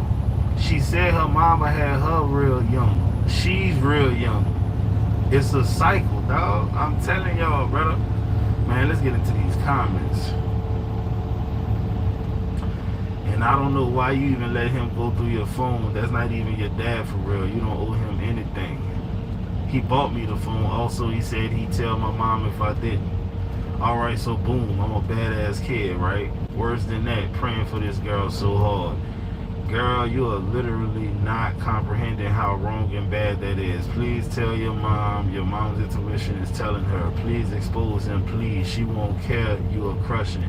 Not when she knows he's doing this. Please expose him. That's literal CP. I know, and he can get into a lot of trouble, which I wouldn't care for him anyway. I do know it's very wrong. That's why I'm talking about it. I know I made it a little humorous, but it's scary. I will figure it out, dude. OMG, her tuition. That's so crazy. How we can be so in tune with our mom. She always knows. Definitely testing your boundaries, not okay. He did a whole lot of talking without your mama. He should have left it at checking the trash saying, does your dog hate bath time? You need to try this. This is our lick mat. We put some peanut butter on there. Look at how sad he is to get in the bath. He is sad, miserable dog. And then once he smells the peanut butter, he is completely fine. He doesn't even know he's getting wet.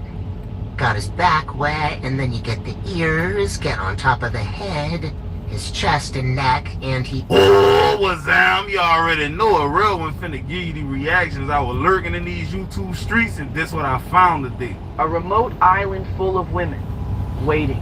On a quiet island in Indonesia, girls stand at their doors every single day, waiting, watching, hoping, not for money, not for fame, but for a man, any man, to stop and choose them. Most of the men here are gone. The sea took many, the city took the rest. So all that's left, the women. And these women, they're ready. They don't play hard to get. They're not picky. They're just tired of waiting. If a man arrives, even a stranger from far away, he's welcomed like a king. He gets food, he gets love, and sometimes he gets more than one woman at once. So you mean to tell me that they got a whole island full of single women begging for niggas to come true? That what you telling me? And they not gonna talk back? They not gonna be annoying, nagging, and all that kind of stuff, and they willing to share? Oh, man. If you've got charm, you might find yourself with two best friends, or even two sisters, both smiling just because you stayed. No games, no stress. Hold up now. You know what I'm saying? No time out. No responsibility. These girls don't expect anything from you. What? Not marriage, not money, not even promises. Man. They just want to feel chosen, to feel loved, even if it's temporary. And here's the wild part. They'll even pay a dowry to marry you. What? I can get the bag too? Hey, bro, listen, dog. Hey, man, look, we gotta strategize on this, fellas, when we leaving. Fellas, when we leaving, dog. Everybody gotta put their money in. We gonna get all our tickets and shit, passports together, dog. We gotta formate, bro. What's the formation? Yeah. Not with cash. With pigs, furniture, maybe some cows. Because on this island, love isn't bought. It's offered freely. The older women, even more desperate. When they see a man on the horizon, it's like spotting rain in a desert. Hope returns to their eyes, even if the man is 70. Even if he's just passing through, and when one man finally says yes, he has 10 options, maybe more. He picks two sisters. They celebrate like they won the lottery. Meanwhile, one girl left behind is crying quietly, still praying for her own chance at love. So here's the question. If you had the chance to live on that island, would you? I know you ain't just waste a $1.47 of my time. This was a made up island. It sounds like, bro. See, she got me, so I'm gonna get y'all. Hey, listen, dog. It is what it is. An eye for an eye. Leave the whole world blind. We just gonna be some not seeing. Because I'm definitely gonna use this as a thumbnail for y'all boys. They who they is to their core, bro. They been compromised. Who get new word? Compromised. I'm just telling you what I know, bro. I've had sex with 35 guys. And you 3 niggas in one night. But you only 35 total? 35 total. I don't believe that. But the other 32 was spread out. 35 bodies is a lot for a woman. I kind of feel like it's a lot for a woman. Brittany Rayner says she got 35. That's not even a high. The 20. Bro, y'all hear this shit? Women saying 35 is not a high body count, bro. That lets you know how messed up a lot of them is in the head. They don't even know no better, dog. 35 different dicks been off in you. That's a lot, dog. Imagine doing this in somebody's cup. 35 different fingers in your cup. And then I'm going to tell you to drink it. You wouldn't want to drink that. That's dirty, bro. 20-year-old. And even to my 20-year-old self,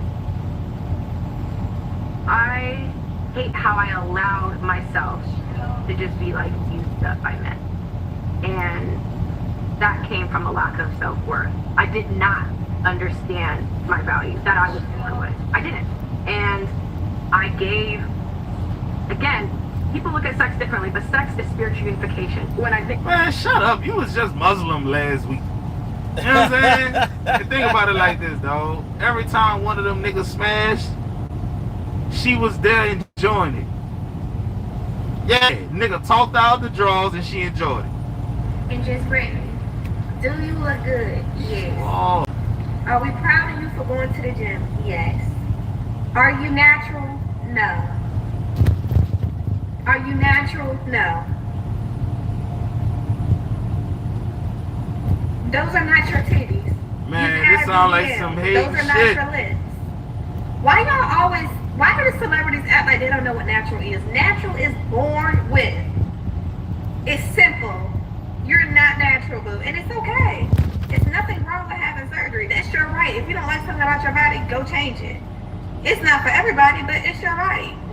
But why would you lie? We see you, girl. Do you look?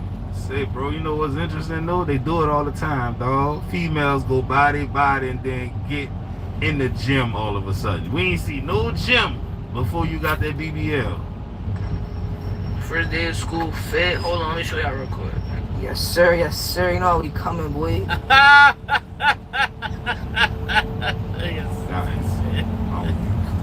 Please What the wrong with these little dudes, dog? Gospel on the shirt, hands on the undies, some calm little baggy jeans, you know, plain jeans. And look, the nigga standing in the dirt, dog. Feet touching the dirt. Boy, you gonna get syphilis, boy. Oh, You gonna get a ringworm, bro. Yeah, they told me you can sing, bro. Oh, this the. I want you to see that.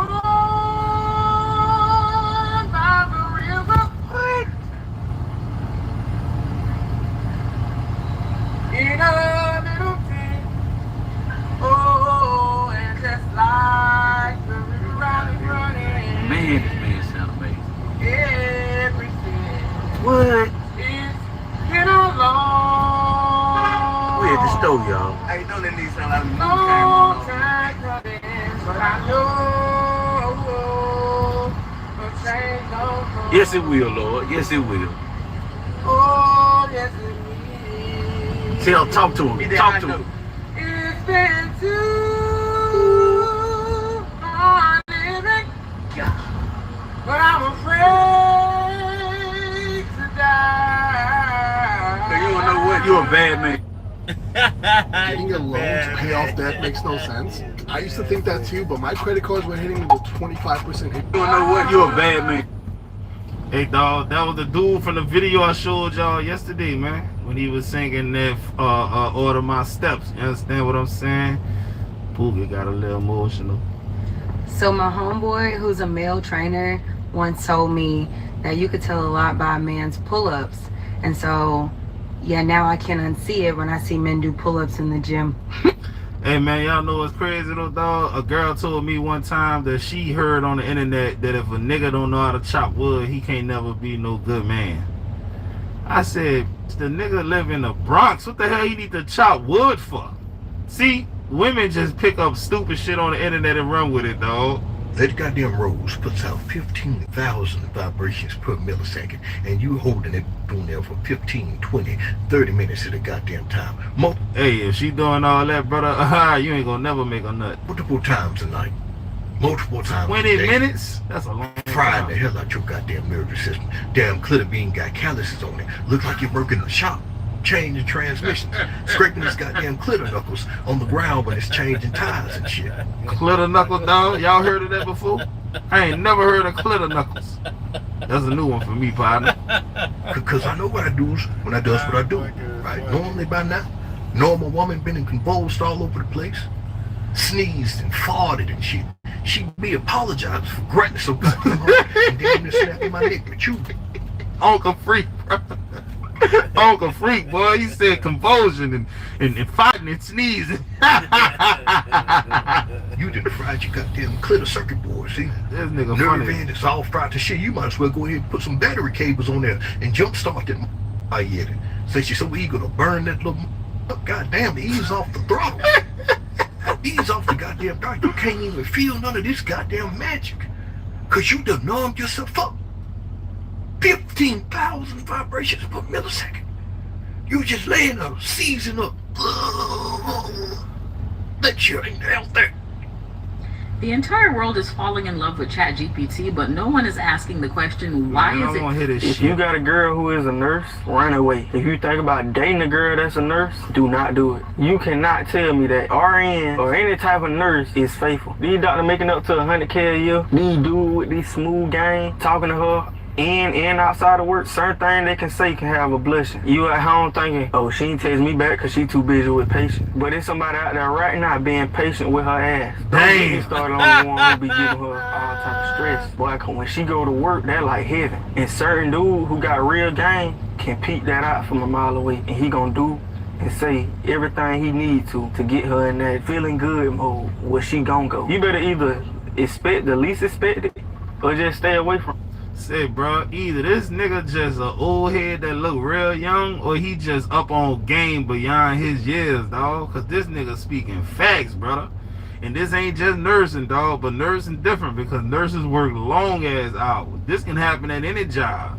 Cause nigga spend time with your nigga know yesterday she was all chipper and happy and shit. Chipper. You did. But today she came, man. You know what I'm saying? She wasn't quite herself. And a nigga that's smooth, dog, he can go in there and he gon', man, what's wrong with you, baby?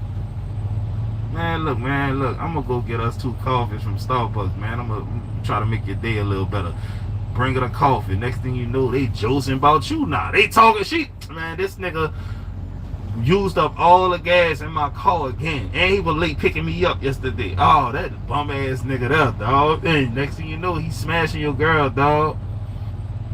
Hey, stop scrolling and come here. Come here. Come here.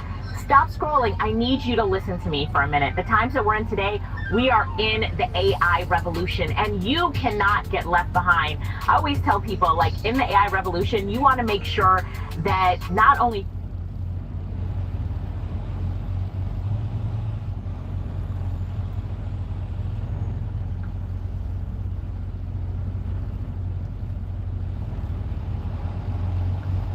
This episode of The Wild Files is brought to you by Factor.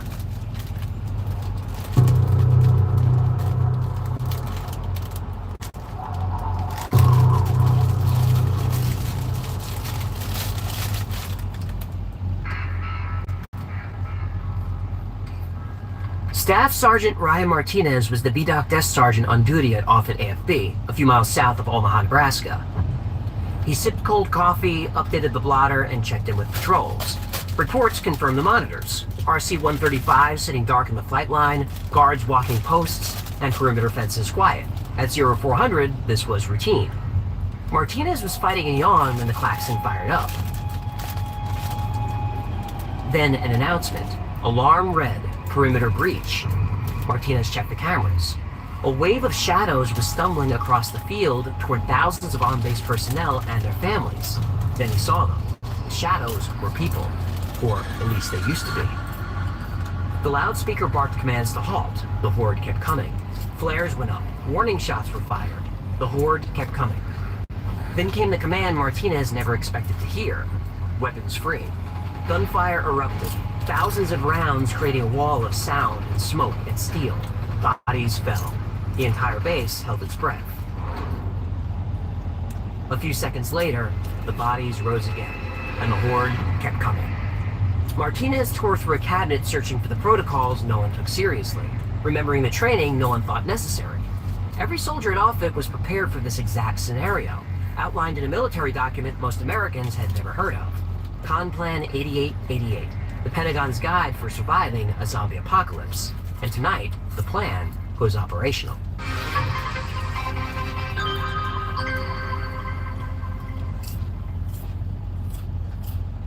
I don't know. I will find out. There you are. I just got a call from my wife saying that the washing machine is full of salad bar stuff. Do you know anything about that? Yeah, the fun now. What did you do? Alright, fine. My juice are fried halfway through a pineapple. Sparks, smoke, the whole 9 yards. So I improvised. Improvised? With my washer? It spins. You throw in some kale, hit delicate cycle, and boom, juice. You just ruined a brand new washing machine. Oh, it's fine. Could you stop by Whole Foods and pick me up some kelp granules? What is this about? And now that I'm back as a full-time star, I'm on a juice cleanse. Gotta drop a few ounces around the gills there. The camera adds 10 pounds, human. And when you're 3 inches long, that's fatal. Nobody's thinking about that. Juice cleanses are how stars do it. Sinatra did it, Bowie did it, Carrot Top probably. You know, you should just try Factor. They just introduced their healthiest menu so far. How did you just spin me into today's sponsor? You betcha. Factor is a subscription meal service that delivers pre-prepared meals right to your door. They're fresh, never frozen, and ready to heat and eat in 2 minutes. And they've just doubled their menu to 80+ weekly options. That means 3 times more new chef-crafted meals, 2 times more premium seafood options, and 2 times more high-protein favorites. Factor has also expanded their global cuisines with over 30 Mediterranean and Asian-inspired meals and has introduced a new meal customization option. letting you swap proteins at no extra cost. Factor's high protein and calorie smart options support GLP-1 diets and help you stay on track with wellness and weight loss goals. They've added gluten-free choices, and every meal is made without refined sugars or low-quality seed oils, keeping you away from ultra-processed foods. I actually eat Factor every day at the studio. It's my go-to dinner solution for a clean, healthy meal, fueling me for a long night of writing. Head to factor75.com or click the link below and use code TheWiFilesFB50 to get 50% off plus free breakfast for 1 year. That's code TheWiFilesFB50 to get 50% off plus free breakfast for 1 whole year. 50% off plus free breakfast for 1 year when I use code 50 to White Miles. You got it. I'll drop 3 ounces in no time. Oh, human, don't open a dryer. My cucumber cleanse is still in progress. Please tell me a cucumber cleanse is just a salad. It depends how you toss it. It lights up as soon as you get close and switches off when you walk away. No need to touch anything.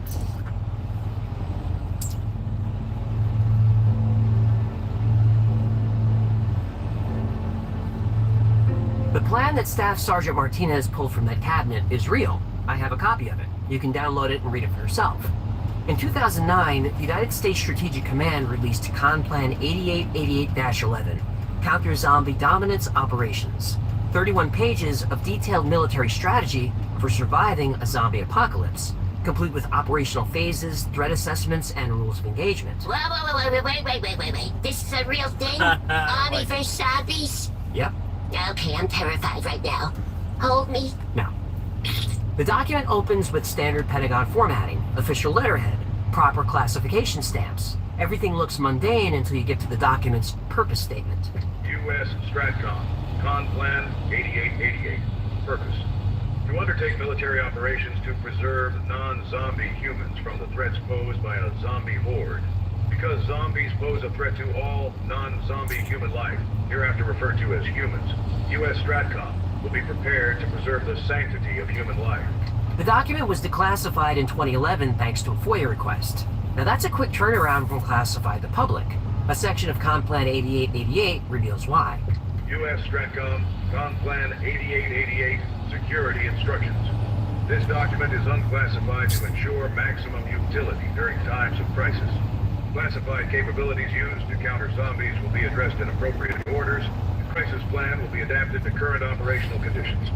Conplan 8888 assumes a complete breakdown of society. It lays out 5 distinct operational phases from monitoring to the restoration of civil authority. Phase 0 is shape the environment.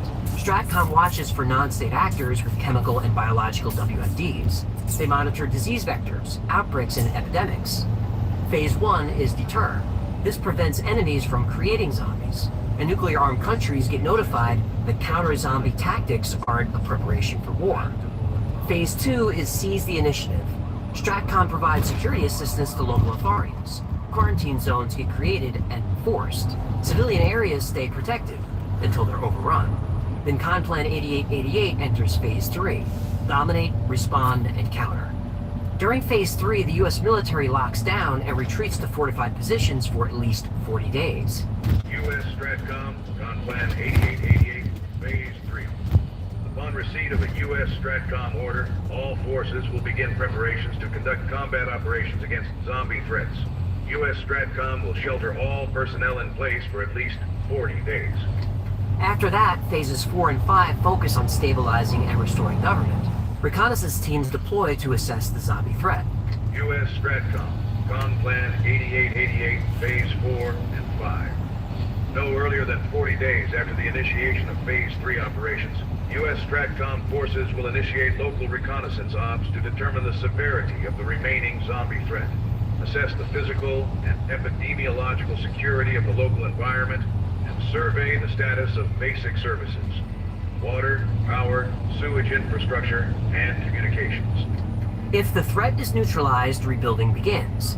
But as long as zombies exist, the military stays locked down. Conplan 8888 outlines these phases step by step. But notice what's missing during the military lockdown: civilian protection. The document says that during the first critical weeks, Local law enforcement handles zombie attacks until martial law is declared. After that, no civilian assistance, no rescue missions, no exceptions. The plan assumes most government officials die within 24 hours. Cities become uninhabitable. Infrastructure collapses completely.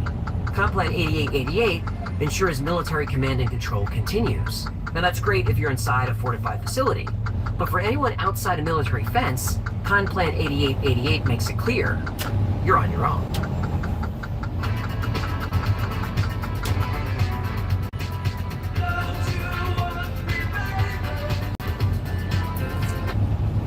You're on your own.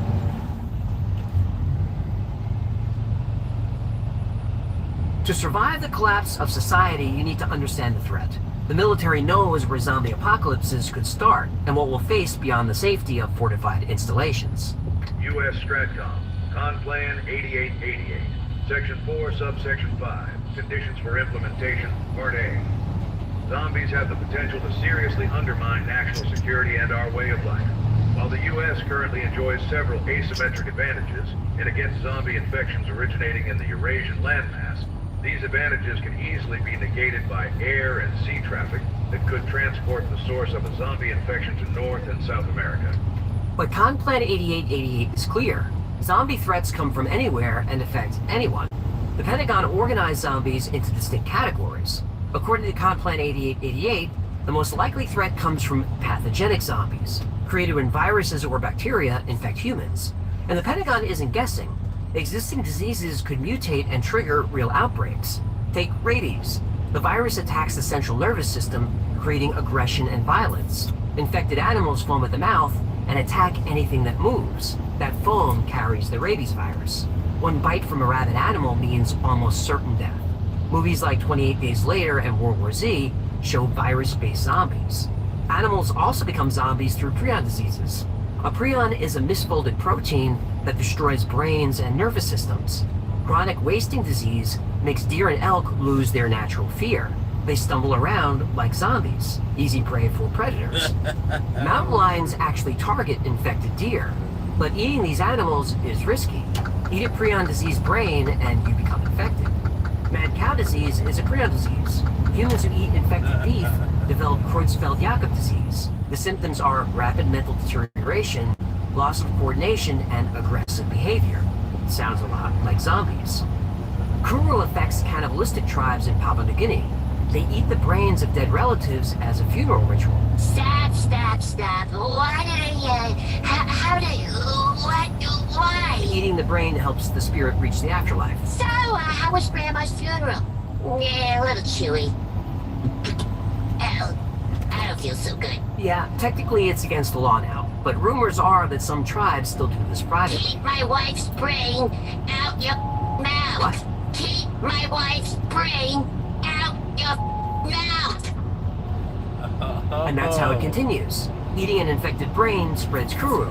Victims experience severe mood changes. They become violent and unpredictable. Like ex-wives. Like zombies. That makes more sense. The Zombieland movies feature prion zombies. And beyond bacteria, viruses, and prions, parasites can create zombies. These are called symbiont-induced zombies. But what makes these parasites so dangerous is you don't know you're carrying one.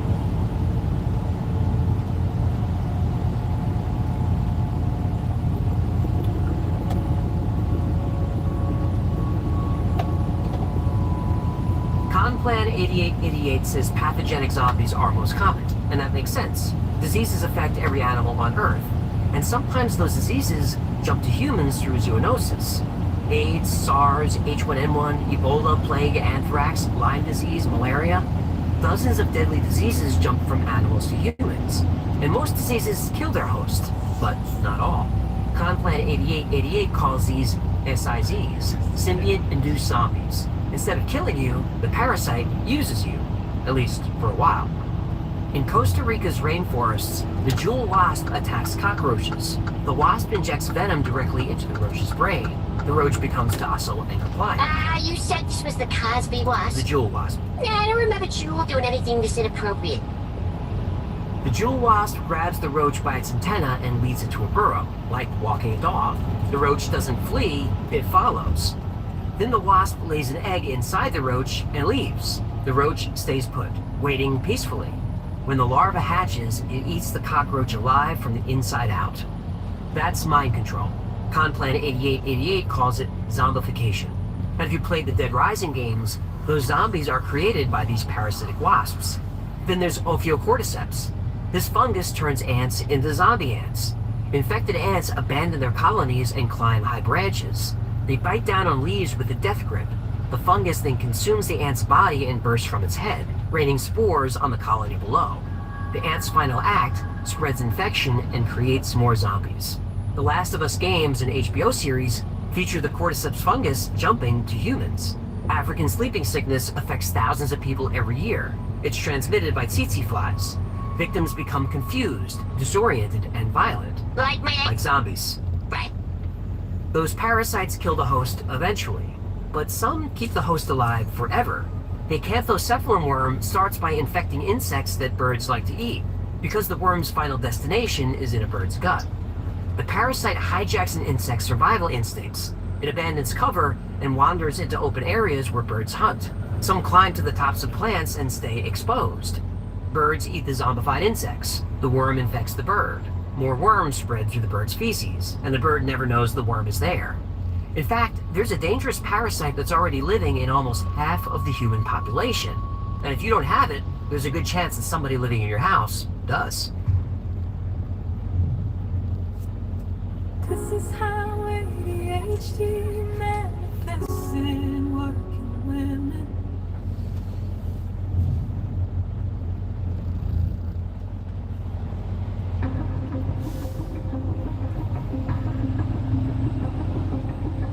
Toxoplasma gondii is a single-celled parasite that lives in contaminated water and undercooked meat. Between 30 and 50% of humans carry it. Most don't know they're infected. The reason it's so common? Cats. I knew it! Those filthy hell beasts are bioweapons! Okay, settle down. About half of all cats have toxoplasma antibodies from past infection. And this bug is tough. It survives months in cat feces, years in soil and water. It can withstand refrigeration and even freezing. Chlorine won't kill it. Neither will soap or detergent. Sulfuric acid kills it, but it takes almost 2 years. It's easily spread by household insects like cockroaches and flies, and rodents. And there's an argument that Toxoplasma gondii evolved to help cats. Infected rats and mice lose their fear of cats. They become slower, less alert. They're actually attracted to cat urine. Toxoplasma programs rodents to get eaten. It's the perfect parasite. Indestructible, persistent, widespread, undetectable. The military knows that in a real outbreak, every cat becomes a disease vector. You couldn't trust any of them. If you trust a house cat, you deserve to get eaten. That's why Conplan 8888 takes biological threats seriously. Once a pathogen enters the pet population, containment becomes impossible. You could eliminate all the cats. Stop that. I'm just saying, if you want to make an omelet, you're gonna break some kittens. But here's what keeps researchers awake at night. Most people don't know they're carrying toxoplasma. Studies show infected humans take more risks. They drive aggressively. Some researchers link it to personality changes, decision-making problems, even mental health issues. This is why Conplan 8888 exists. This is why the Pentagon plans. Because zombies aren't coming, they're already here.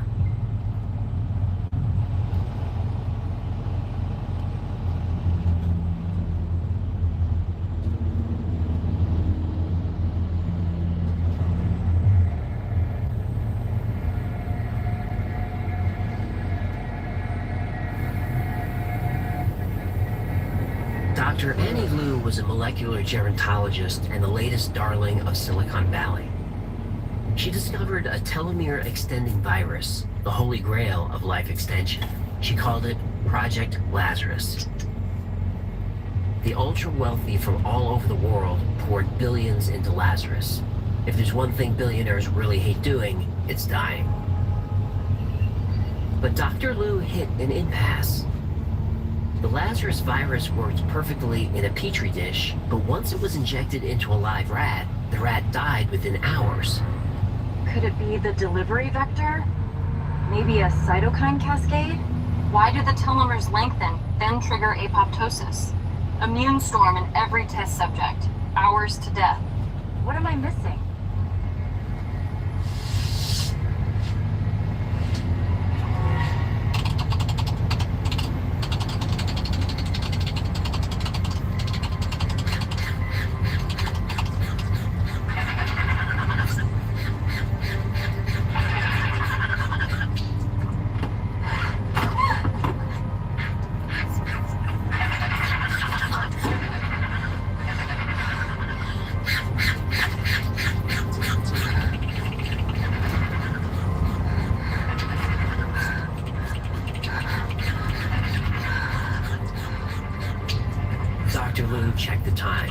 after 3 a.m., her third all-nighter in a row.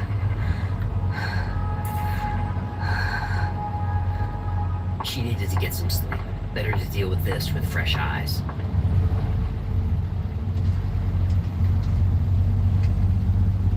Hello? I'm fine. It was just a hard day at the lab. But Dr. Liu didn't realize how hard a day it was. She never noticed the 3-micron tear in her hazmat suit. A human hair is about 60 microns wide, but not the Lazarus virus. Those are 0.02 microns wide. Plenty of room for a virus to enter. In fact, that's enough room for hundreds of them to enter. Of course I'm coming. I wouldn't miss my little sister's wedding for anything. Dr. Liu took every precaution. N95 masks block particles 0.03 microns wide. But that's not enough to stop Lazarus. Even if Dr. Liu knew about the tear, she wouldn't have been that concerned. Lazarus wasn't an airborne virus. Lazarus only worked if it was injected directly into the bloodstream.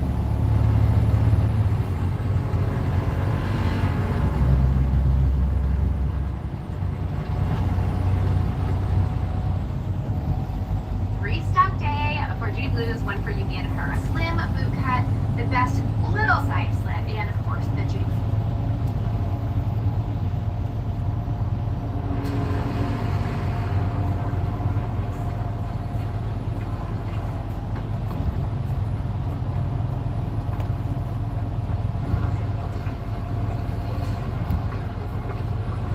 But now Lazarus was airborne.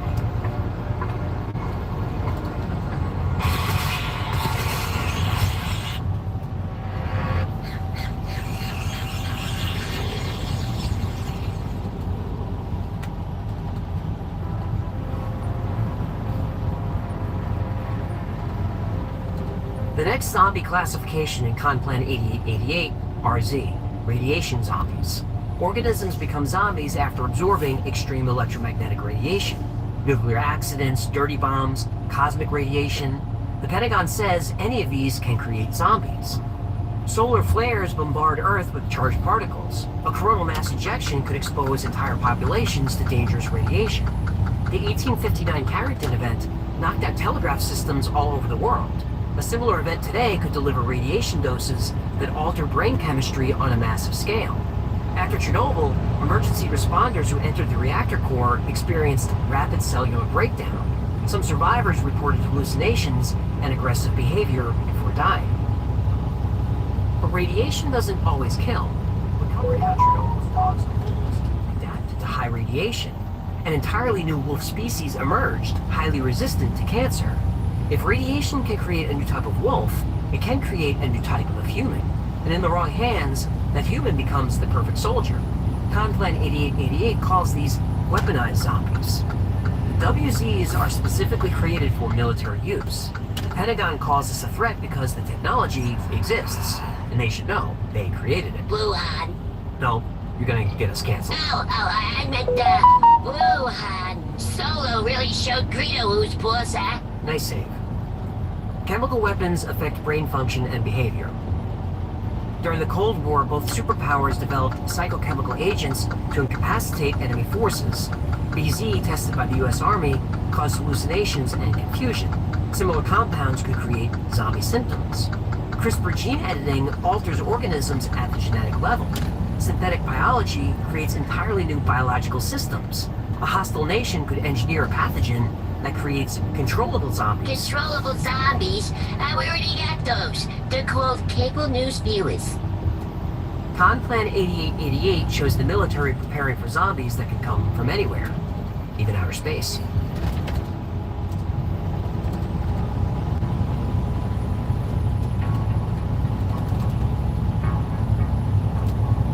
Space zombies come from outer space or result from alien contamination of Earth's environment. U.S. Stratcom, Conplan 8888, Section 4, Subsection 6, Zombie Threat Summary, Part 4, Space Zombies. SCs are zombie life emanating from space or created by toxic contamination of the Earth environment via some form of extraterrestrial military already have protocols to prevent contamination from space missions.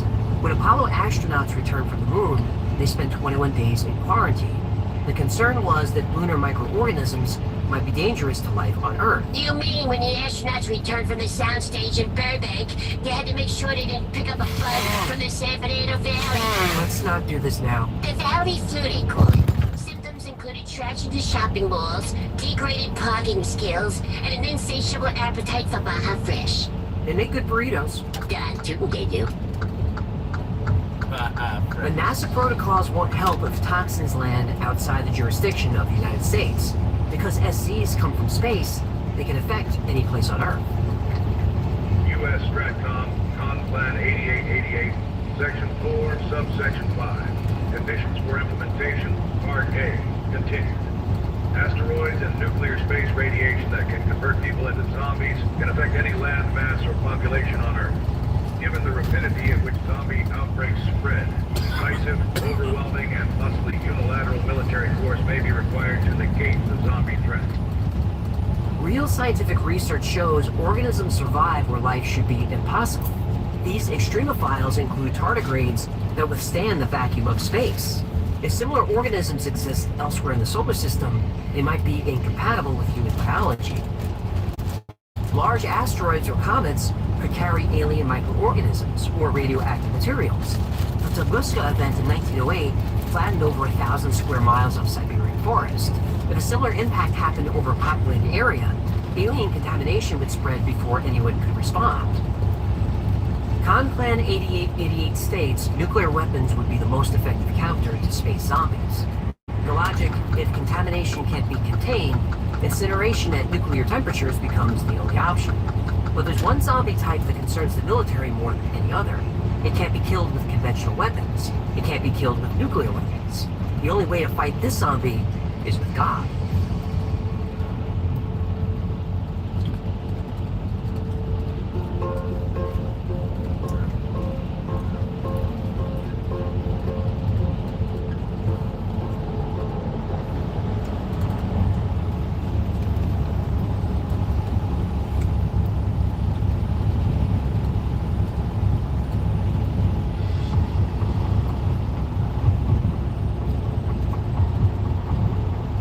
Evil magic zombies. The document actually uses those words. The Pentagon has an official position on supernatural threats.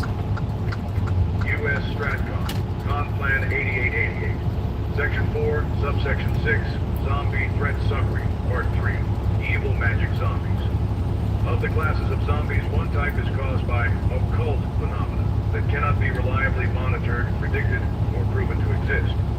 Zombies caused by occult phenomena are EMZs. The only way to ensure a zombie is dead is to burn the zombie corpse. EMZs are the only class of zombie that may not be vulnerable to this measure. Despite being the hardest threats to eliminate directly by attacking the zombie life form, EMZs can usually be eliminated if the source of evil magic is destroyed. There is evidence to suggest the Chaplain Corps may prove integral to countering these threats. The military takes this seriously enough to assign the Chaplain Corps as primary defense. Now, think about that. The Pentagon believes defeating these zombies might require divine intervention. Lord Jon Snow intervention. Right. Thousands of years ago, there came a night that lasted a generation. Kings froze to death in their castles, same as the shepherds in their hoods. Women smothered their babies rather than see them starve, and wept and felt the tears freeze on their cheeks. So is it for the long night and the White Walkers. Oh man. I know what it is. But yes, White Walkers and Whites in Game of Thrones are evil magic zombies. Fighting the supernatural isn't new to the military. During World War II, both sides employed occult research divisions. The Nazis had the Adenauer. The Allies had their own paranormal units. Churchill consulted astrologers. The U.S. Army investigated psychic warfare during the Cold War. Now, it may seem that the military has everything figured out. They've identified each type of zombie threat. They understand how to fight them. But not so fast. Buried on page 16 is a single unsettling section. U.S. Stratcom, Conplan 8888, Section 4, Subsection 13.3, Shortfalls and Limiting Factors. Adequate zombie defenses require sandbags, sand, barbed wire, anti-personnel mines, riot control chemical agents, and petroleum to create flame barriers. These supplies may not be present in sufficient volume to defend against zombie incursion and could severely tax available logistical support infrastructure. U.S. STRATCOM forces do not currently hold enough contingency stores, food, water, to support 30 days of barricaded counter-zombie operations, and U.S. STRATCOM has no ground combat forces capable of repelling a zombie assault. Several zombie types identified, specific tactical recommendations, containment protocols, resource requirements, but not enough soldiers in the army to actually win. So, the military created a new army, an army of millions of soldiers, all trained to survive the zombie apocalypse. And for years, these soldiers have been learning how to organize, how to fight, and how to rebuild civilization. This army has been built in secret, but also in plain sight, because the soldiers of this army are us.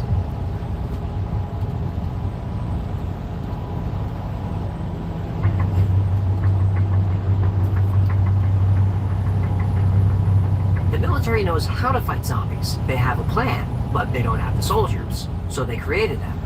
Us. The military developed a psychological operation that trained millions of civilians without them knowing it. The Walking Dead premiered on October 31st, 2010. The same year Plan 8888 finished development. World War Z started filming in 2011 and was released in 2013. The Last of Us game launched in 2013. All during the exact time this military document was finalized and declassified. Think about what these shows taught you. Survival tactics, supply management, team dynamics, trust no one, secure your perimeter, always have an escape plan. Millions of Americans absorbed zombie apocalypse protocols through entertainment. The training was subtle, but effective. I've watched every Walking Dead episode. Okay, I watched up until season 5. Nah. I played the Last of Us games. I played the first one. Nah. The Walking Dead, Last of Us, World War Z, we've all consumed the same content, and we learned the same lessons. The military didn't need boot camps, they had Netflix. But the PSYOP might distract from the real secret. Plan 8888 contains multiple references to classified annexes never released publicly. The document repeatedly mentions Annex C detailing space control capabilities. Page after page references classified sections stripped from the public version. Annex S covers special technical operations. Annex D handles classified logistics. Throughout the document, footnotes point to information marked secret or higher. The zombie scenarios were unclassified. The real military capabilities stayed hidden. The most telling detail is buried in the technical sections. Plan 8888 works alongside other military plans. Plan 8035 for space operations. Plan 8531 for flu pandemics. And Plan 8099 for combating WMDs. These are active military plans, not training exercises. Because the zombie plan is unclassified, it implies the threat isn't real. But the classified military capabilities are real. There's clearly some kind of threat. So the big question is, how do you survive it? These boots are made from a single piece of premium American leather tanned in Pennsylvania. They're built to last. The leather is pretty special. Small scratches basically heal themselves. How do you survive it?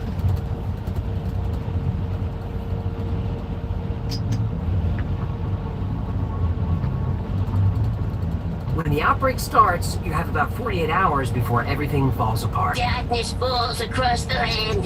The midnight hour is close at hand. The creatures crawl in search of blood to terrorize y'all's neighborhood. You got that out of your system? Almost. Great. The people who survive are unlucky. They're prepared. Your location determines your survival. If you're in a city, get out. Fast. Cities become death traps. All those people packed together, that's a zombie buffet. And in a dense population center, the infection will spread faster than it can be contained. Hospitals fill with infected who don't know what's happening to them. They stumble into emergency rooms and spread the virus to medical staff. And don't call 911. Police stations get overrun by panicked citizens looking for weapons. The smart cops go home to protect their families. The rest become casualties. You need to be somewhere remote. A cabin, a homestead, or a farm. If you don't own one, better know someone who does. Those places have what matters. food, water, and people who know how to defend them. Guns are loud. They attract attention you don't want. A bow and arrow works better. So does a knife, a bat, or a crowbar. Quiet weapons keep you alive longer. Skip the supermarkets. They're already swarming with desperate people. You need supplies ready before disaster strikes. Prep a bug-out bag. Forget the bottled water. Carry water purification tablets or a life straw water filter. Iodine pills for radiation exposure. You'll need food. MREs last 30 years, but food is heavy. Better if you learn how to hunt, clean, and cook your own meals. Pack paracord rated for 500 pounds. It could be used for everything. Securing shelter, making tourniquets, starting fires, and it works as fishing line. Pack a solar radio, solar flashlight, real band-aids, and N95 masks. Take signaling mirrors and whistles, toothbrush, toothpaste, toiletries. When you're stuck in the wild, you'll be happy you remembered those. In my kit, I keep thermal blankets, a small propane stove, and glow sticks. I've got a fire starter, a multi-tool, 3 different kinds of knives. Bring a needle and thread, good for repairing clothes and sewing up wounds. And if you don't have the stomach to stitch a cut, crazy glue will do in a pinch. And don't forget duct tape. It fixes everything and reinforces barricades. I even keep mini bug-out bags in all my vehicles. You can pick one up for about 40 bucks, and I'll link below to the gear I use. Once you're out of the chaos, find a place where you can rest.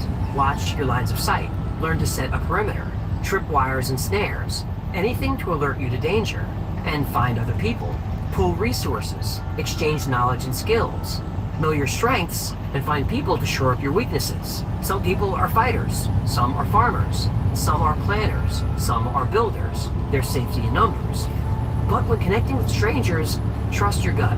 Whether it's Conplan 8888 or some generic survival guide, they'll tell you the same thing. When the end of the world comes, the most dangerous thing you'll face isn't zombies, it's other people. No offense, but if you're paying more than $30 a month on car insurance, you're getting ripped off. Everybody knows you can buy car insurance online. But did you know there's an Amazon for car insurance? That's right, an online market.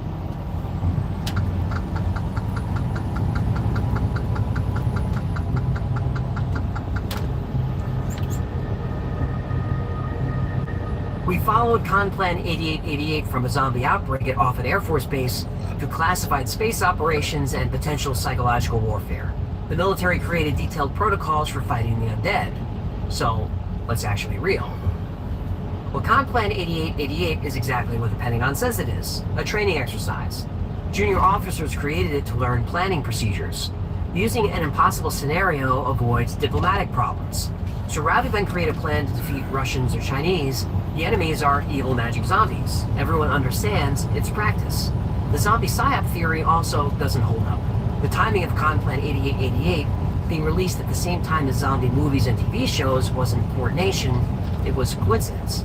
Hollywood always follows the money. Remember we had 10 or 15 years of superhero movies, released one after the other, now not so much? Yeah, thanks a lot, Disney. We had zombies before Conplan 8888. White Zombie came out in 1932. George Romero created modern zombies with Night of the Living Dead in 1968. Dawn of the Dead in 1978 set the template for everything that followed. The Walking Dead comics started in 2003. Studios see profit and then flood the market. But dismissing this as just a joke would be a mistake. Conplan 8888 connects to real military plans. Conplan 8035, Conplan 8531, Conplan 8099. These aren't exercises, they're operational.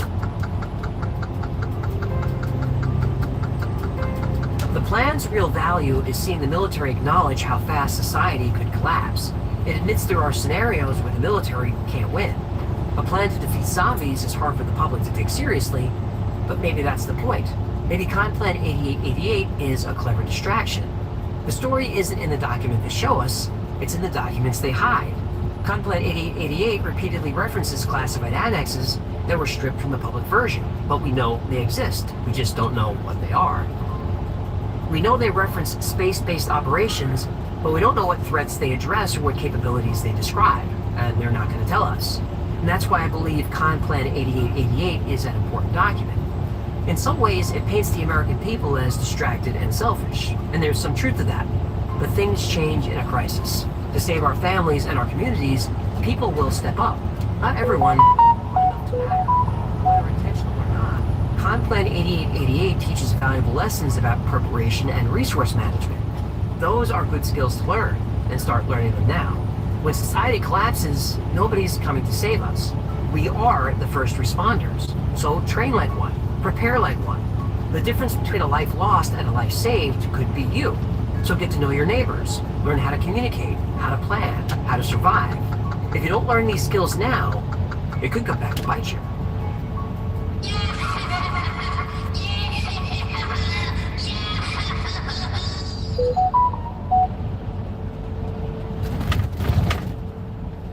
Thank you so much for hanging out today. My name is AJ. Here's Hecklefish. I know you fight to stay alive.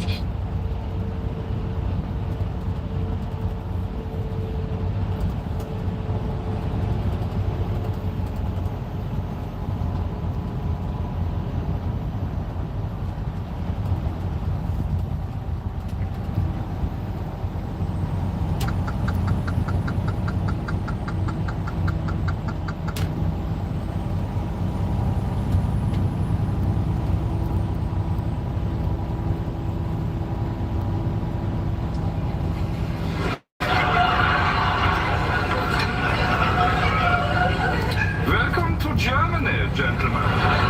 He looks funny, isn't it? Like in a film or something. He's German, like that guy we're fighting, Hitler or whatever. He's German as well or something. Your first time in this country? I went to Boulogne on a school trip in the 5th year. Got all flick knives and shit and porn mags and whatever. Mrs. Daniels searched my bag and I was excluded for 10 days. Yeah, wait, 10 days? That's actually like abuse. You know what I mean? Mrs. Daniels was right. Boulogne is in France, not Germany. Whatever. I was away with it, geography. My nan died. Cigarette, gentlemen? No, duh. They're like disgusting and really bad for you. Can you actually put that out? Because I'm like breathing in your smoke and stuff, and that's against my human rights. It's like a sort of murder. When you were shot down, you were on a reconnaissance mission over the suburbs of Munich. What were you looking for? You know, places to bomb and stuff, like factories or some shit like that. I shouldn't actually have been in the plane. I only came along because I'm going out with his sister. She's well up for it. Boy, that's my sister, man. I know, but she's well up for it, though. No, she is well up for it. She's slapped. A bombing mission is planned for the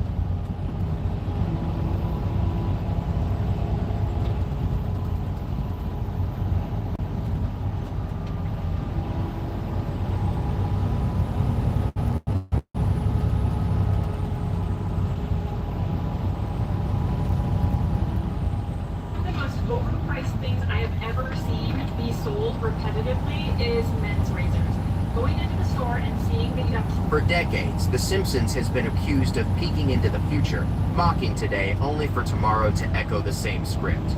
In 2025, the list of so-called predictions feels darker than ever. Some have been uncanny, others complete hoaxes, but all of them grip audiences with a strange sense of déjà vu. And recently, after a shocking political assassination, people rushed once again to claim the cartoon saw it coming. Was it coincidence, conspiracy, or something scarier? The cartoon presidency loop. In March 2000, The Simpsons aired the episode Bart to the Future. What was meant to be a silly, futuristic storyline included a single line that would later haunt viewers. Lisa Simpson, now president, says her administration has inherited quite a budget crunch from President Trump. At the time, the gag was absurd. Donald Trump was known as a brash real estate mogul and occasional pop culture figure, not a serious political candidate. But in 2016, when Trump became the 45th president of the United States, that throwaway joke transformed into one of the most cited Simpsons predictions of all time. Now, in 2025, the legacy of that episode continues to ripple. Politics and entertainment have fused together in ways that blur the line between satire and reality. Every rally, every scandal, every soundbite is instantly compared to a Simpsons moment. Social media thrives on these comparisons, producing memes that suggest the show scripted modern politics years in advance. Politicians themselves are aware of this feedback loop and sometimes lean into the comparison, turning politics into performance with viral meme potential. The deeper truth is simpler. With over 750 episodes, The Simpsons has lampooned nearly every possible scenario. Sooner or later, some of those exaggerations line up with reality. Yet that doesn't explain why the Trump prediction felt so uncanny. It worked because the writers understood the spectacle of American politics long before it reached its current fever pitch. By 2025, as the United States barrels toward another contentious election season, the idea of a cartoon presidency no longer feels like a joke, it feels like norm. And every time the news cycle veers into chaos, Springfield is waiting with a decades-old punchline that suddenly feels prophetic.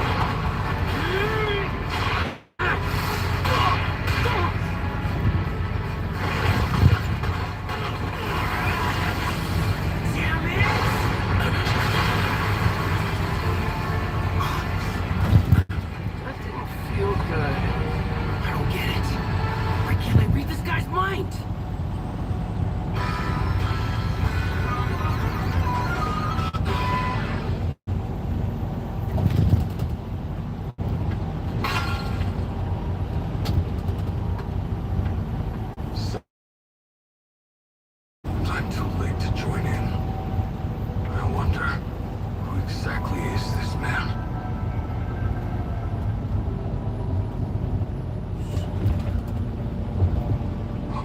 Is he asleep? No, can't be. That sounds like some kind of machinery. There's more to this than meets the eye. But if I shout, "This guy's asleep," they won't believe me, will they? I don't want them all to think I'm crazy. And if I'm wrong, it'll be so embarrassing.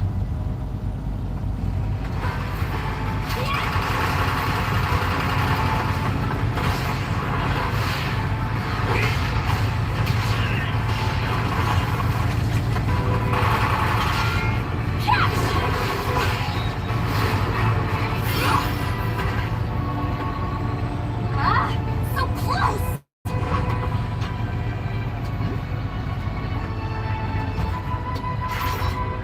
Did somebody hit him in the head? Was it me? No. Maybe I did. Hurts. What in the world are you doing, Gaku? Relax, Kashima. The battlefield's just a little smaller than it looks. What's he doing? He looks like a mine. Should we hit him now? Try not to push it iron too hard, will you? Okay. Now that you mention it, well, where'd you find this remote control stand-in anyway? He's been asleep the whole time. Just a kid who needed some part-time work. Oh.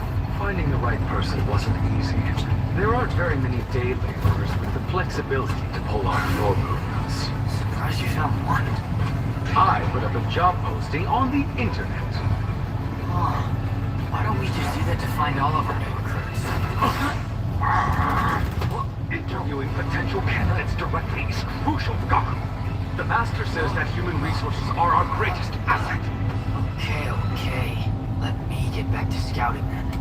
Just dish out as much pain as I can. Anyone who survives gets the job.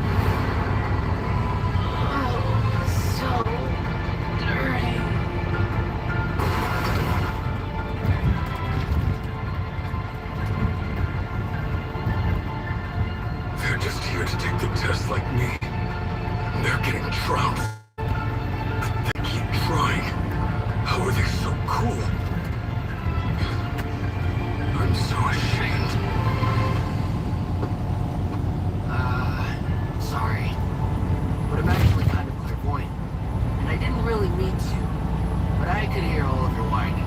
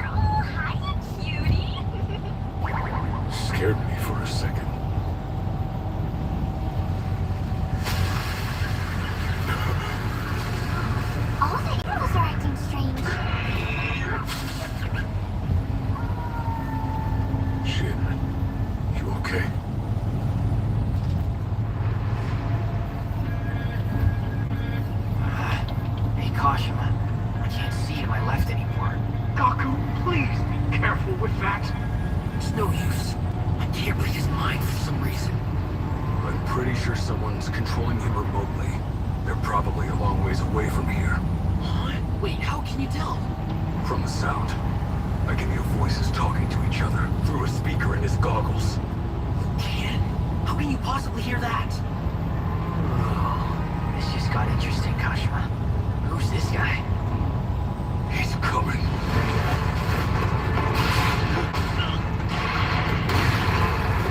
I knew it. His movements have a slight delay. That means we can dodge him.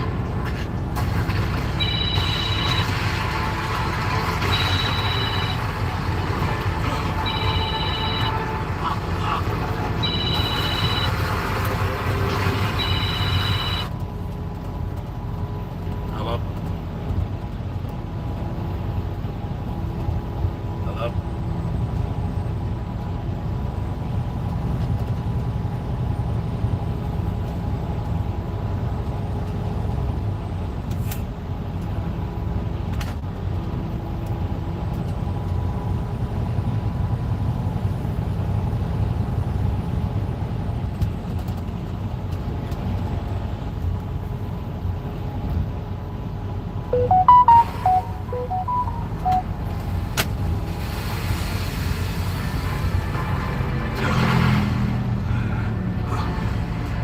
We fell into a cave. Perfect. Sound should carry. Hey! What gives? How did you dodge that attack? And what's this about a delay? Did I say that out loud? I told you, I can hear your thoughts. That's why people call me a clairvoyant. Seriously? I forgot! I'm sorry, that's so embarrassing! That's really not what you should be worried about! Yeah, you're right. I think there's a critical defect in the device controlling Shania. That latency. What are you talking about? It's quiet, but I can hear the movements of the operator through that speaker. When whoever they are throws a punch, for example, Shania moves about half a second later. By taking that delay into account, I can predict his movements. On my own, dodging is about all I can do. But with your help, I think... Huh? I can't hear the speaker! You can hear my thoughts! Oh, yeah! If I can read your mind, then we can... Right. Together we can do this. Forward lunge. High punch!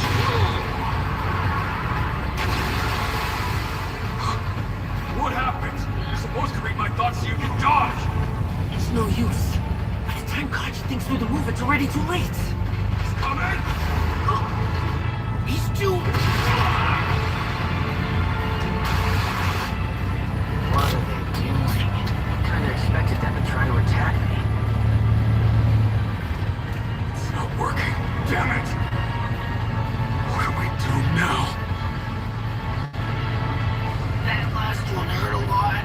I can't move. Come to think of it, this isn't the first time I've done something like this. The theme park. I was blinded by that guy's voice, but Mr. Sakamoto could see what he was going to do, and he used his thoughts to tell me how to react. I didn't realize it then. That was really impressive. If only Kachi could think a little faster. If only he were more like Mr. Sakamoto. No, that's not the answer. I'd say you couldn't last more than 5 minutes, even on your best day. But if you want to die, do whatever you like. Waiting around for instructions isn't gonna cut it. It's time for me to take some initiative. Who cares about limits?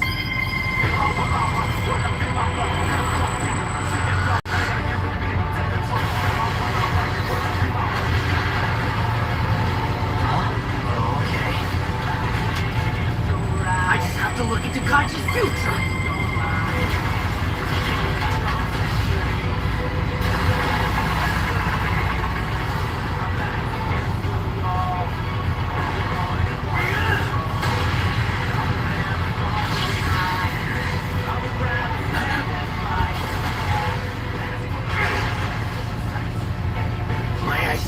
starting to get blurry. I don't know how I can do this. Hey, Kashima, help me out. Hold on to this for me, would ya? Gaku. Oh, all right. This is fun.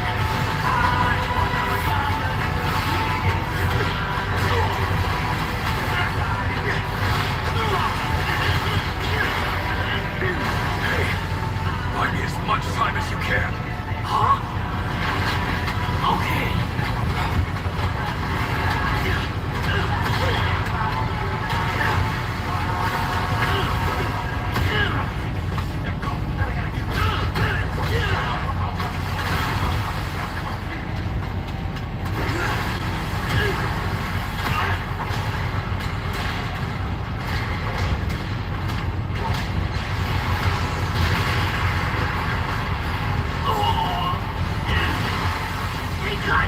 Are you gonna help me, or are you just gonna... I've got it.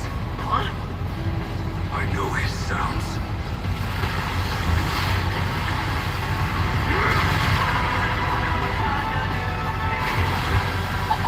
That punch was like mine. I know your sounds. Now they belong to me. Just from the sound, he can recreate someone else's attacks perfectly. I almost forgot. He's a special recommendation, just like Toramaru. Wait a minute. Why didn't you pull this trick out of your sleeve at the beginning? It takes a lot of concentration. I didn't have a chance until you distracted him for me. All based on sound? Ridiculous. We could just put some music on to cover it up. No thanks, Kashima. The playlists aren't any good. They're always so moody. What? We just have different tastes, that's all. Remember karaoke? How dare you insult my curated collection of Heisei era hits! Besides, this just started to get good. I don't need to waste it.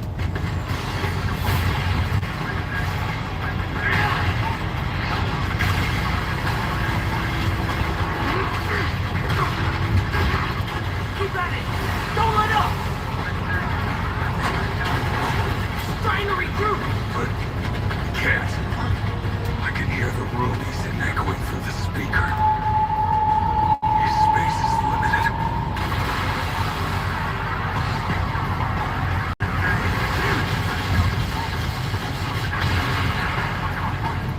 We've almost got him. One more step back to the right and he's out of room.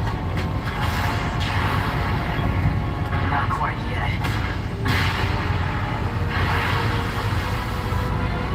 Figured that's what you were gonna do. After the impact of the wall, we'll have to stop moving just for a moment. Well, sorry, Kashima. I'm afraid I've got to break Shinaya.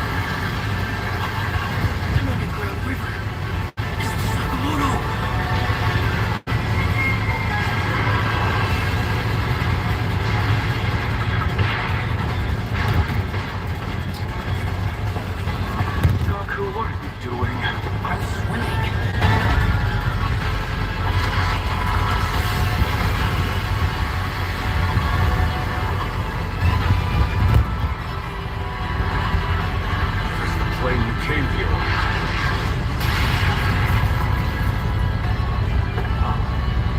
I can't move. You dare to lay a finger on any of my friends, and you're gonna get deported.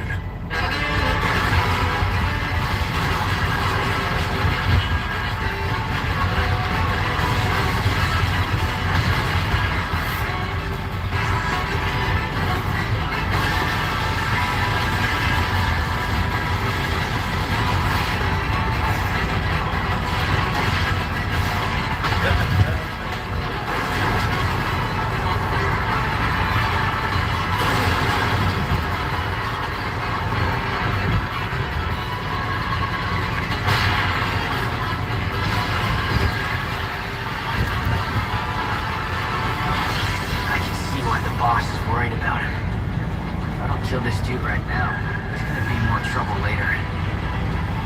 What's his next move?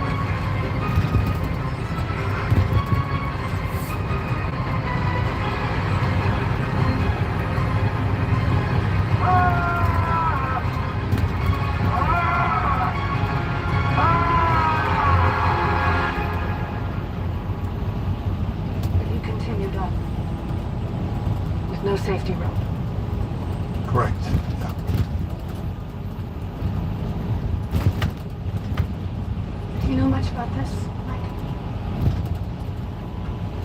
I've heard of it. It's pretty self-explanatory. Your brother died.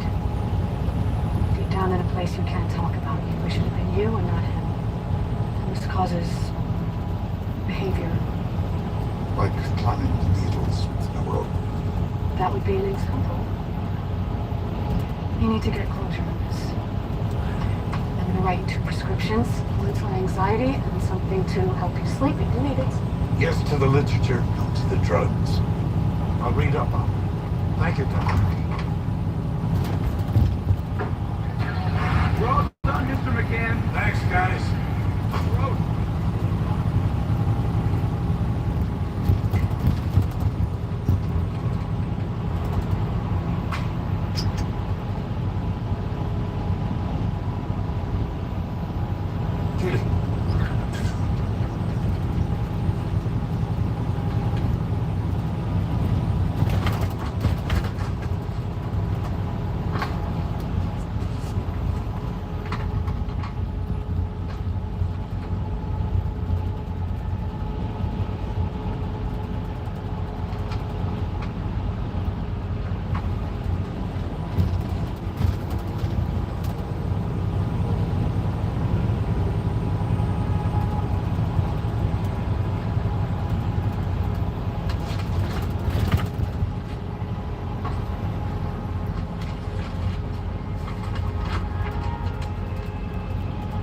I, John McCann of Minot, North Dakota, declare this to be my last will.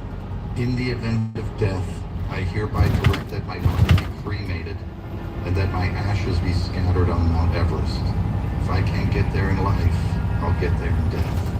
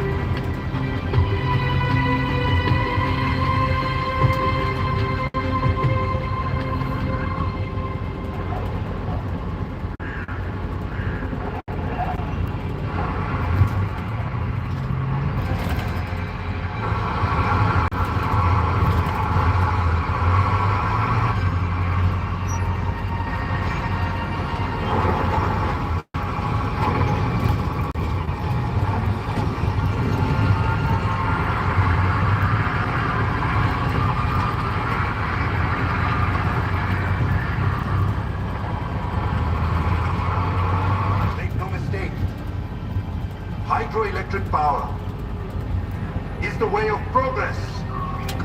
It is the way of the future. And with your approval, this dam will generate 4,000 megawatts of hydroelectricity for industry. And with industry comes jobs. And all will be resettled. Into slums to work in sweatshops making iPhones for Europeans. Let's hear from the family who built the first road and half the town. Let's hear from one of the Rai family. Of course. Mr. Rai, please come up.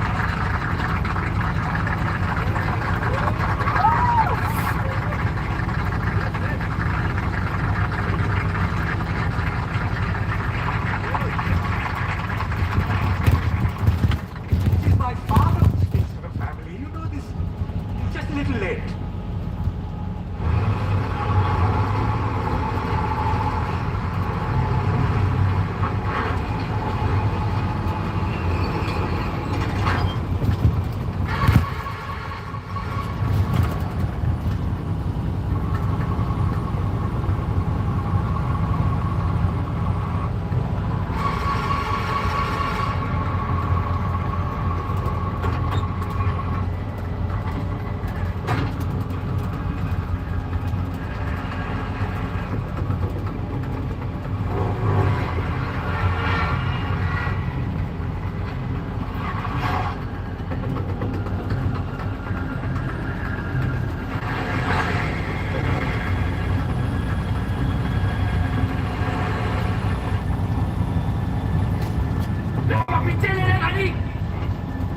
To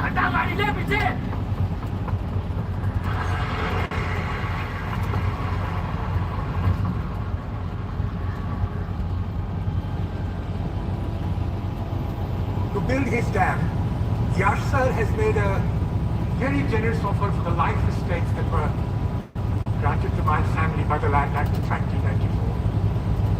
And that includes my son, who is also late. I hope he's not late for his own funeral. So, dam or river? It's a very modest question, no? We are very modest people. There are those who want the dam, yes. But we, all of us, we need our rivers, no? To make tea and to bathe and to water our crops. If we give up on this now, we will lose more than our rivers. We will sever our links with our ancestors.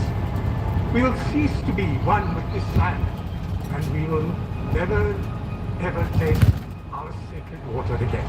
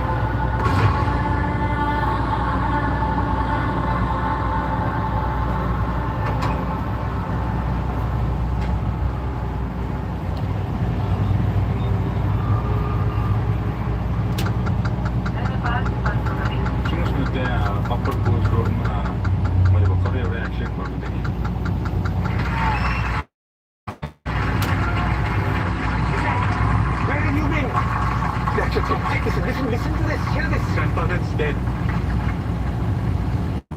His bus went off the Easter bus. Police were calling it an accident. Who knows about this? People are just learning now. Wait, next, father. Brother Yash will kill you. Then me. We will not listen. Come on.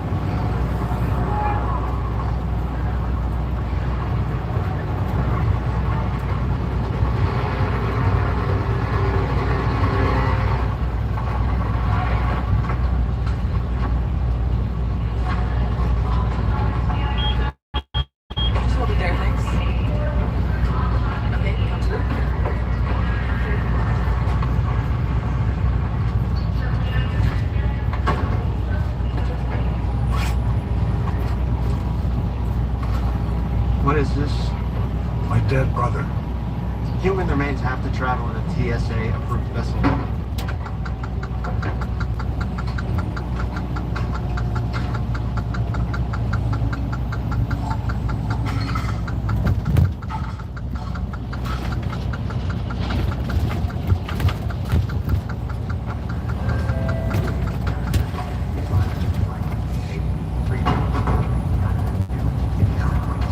Sorry, bro.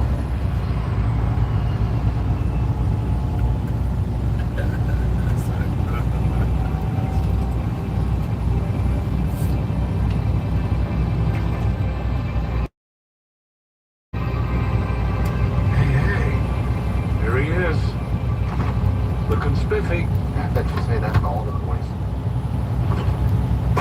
Got your papers? Yep.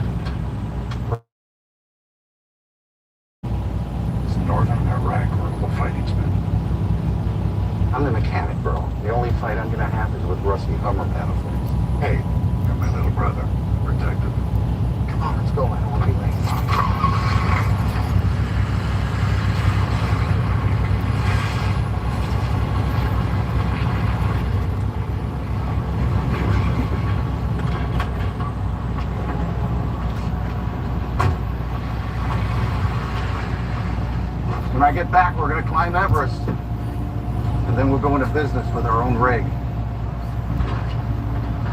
Love you, Mike. Be careful out there. Oh. Here, they make us do this, but I'll tear it up when I get back.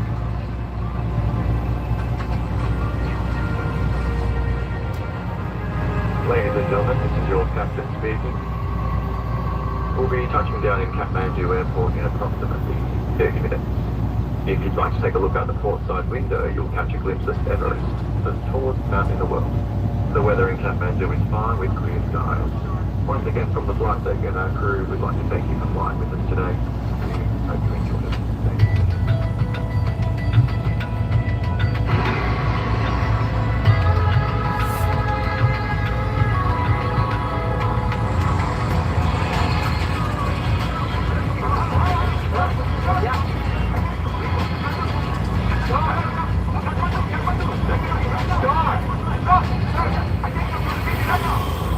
Welcome to Kathmandu.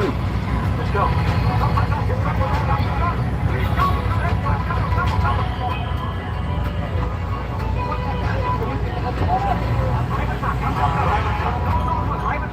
Okay, right direction to the city center. Move on to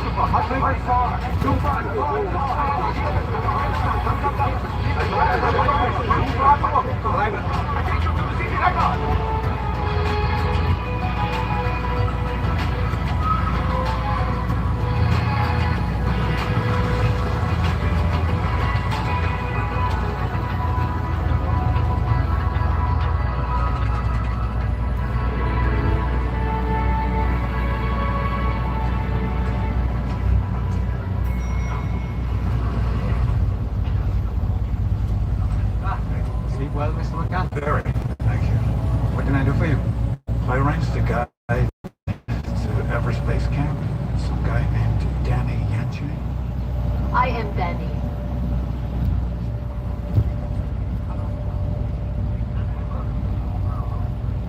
Danny, got it. Apologies. Do you have the herb? After you.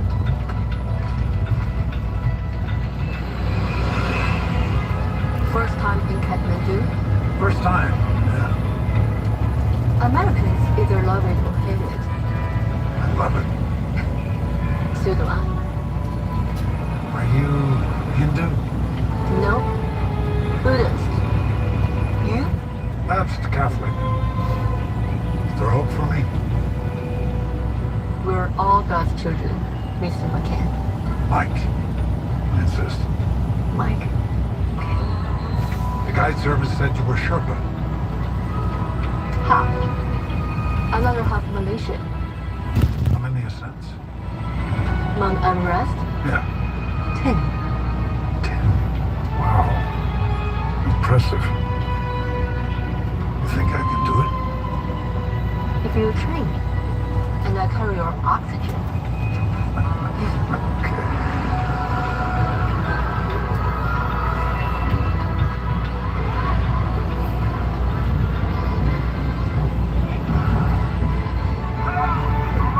Were you in the service? No. My brother was. You? Yes. And there's some breaking news in Iraq where fighting has intensified after a series of strikes in the region. A U.S. military base came under attack late yesterday afternoon. Caitlin Dax has more. This marks the 8th consecutive day of intense fighting outside of Fallujah. Sergeant! Get this goddamn vehicle out of here! I'm working on it!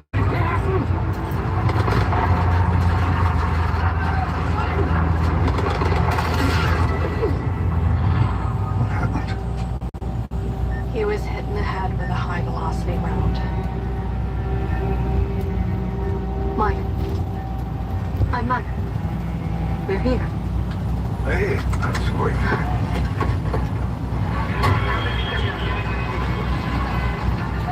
To your liking? Yes, ma'am. Yeah. Let's go. Hi, Spike. Oh, Danny, love of my life. Hitting up to Sir Edmund's Folly again? Where else? We'll take a seat, they're going past. Hey, Mike, Spike. Nice to meet you, mate. Nice to meet you. Get on board.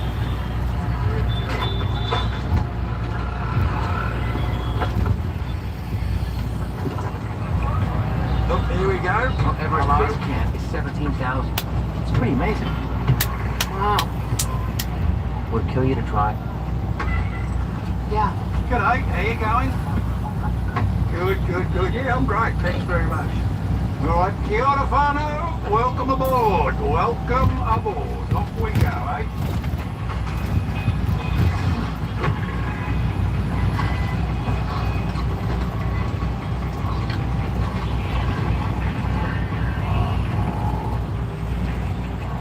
Young lady? Young lady?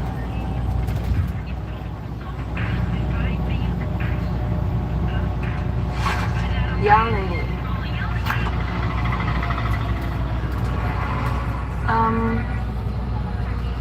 You knocked his bag on the floor. It probably fell on its own. Let me get that for you.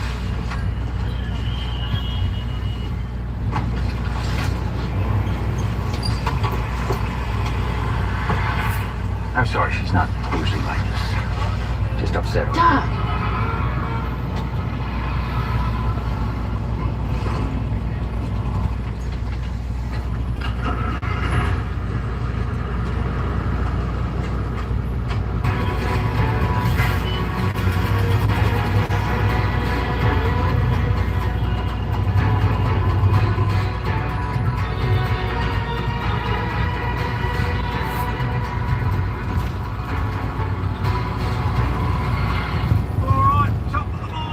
Adventure seekers, Mount Everest, here we come. 3 hours and 20 minutes. The weather at the North Base camp is clear. Glad to know. With a high of 16, that's about 62 Fahrenheit for the Yanks on board. We've got Evan Myers and daughter Star from the great state of Connecticut. Pleasure to meet you all. We've also got some comedians on board. Oh yeah. Who are going to be filming the descent from the world's highest peak on 5-foot popsicle sticks. Good luck, boys. More balls and brains. You'll need them. And, of course, my future ex-wife, Danny Yancheng. Oh, I love you, babe. She's already cheating on me with a very handsome-looking American bloke. Anyway, we're all right. We're all good. Off we go.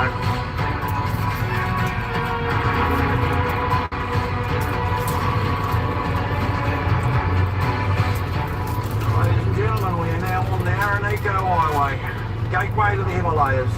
Next stop, Aranika Station, then on to Mount Everest.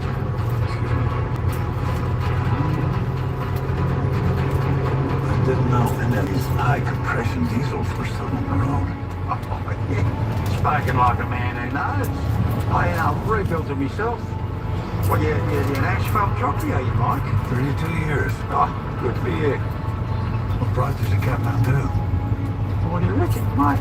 The surfing. They told me the breaks were awesome. Surfing? The highest mountain ranks in the world.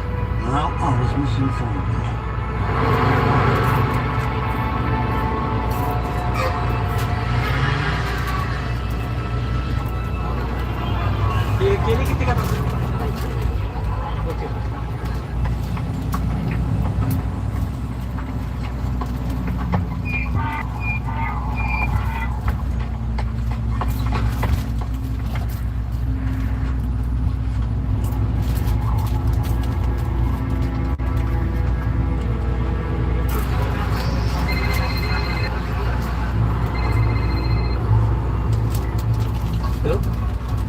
Hello, Baba. Yeah? I'm at the market. I have food for a month. Just get to the cabin as soon as possible. From now on, text only on the border phone, okay? No more calls. And always use the code, yes? Understood. See you soon. You travel safe, my son. Come on. Let's go up this way.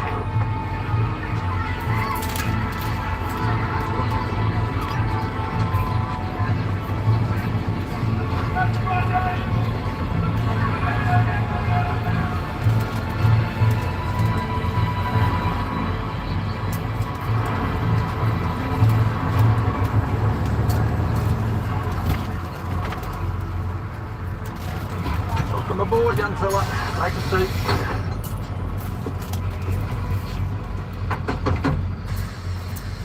Hey, the schedule's posted online, right? Next time I'm not stopping, alright? Take a seat, come on, quick sticks.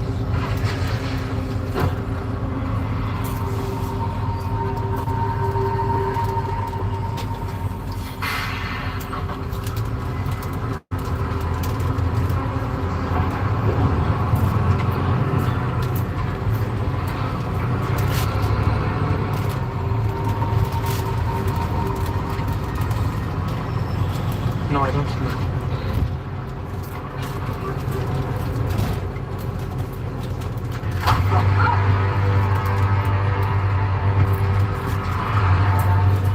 Sit down.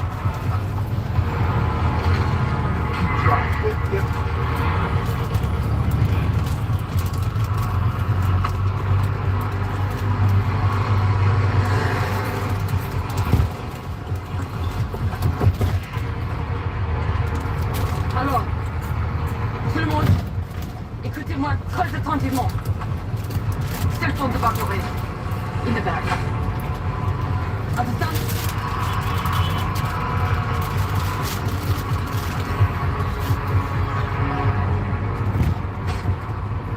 Do what she says.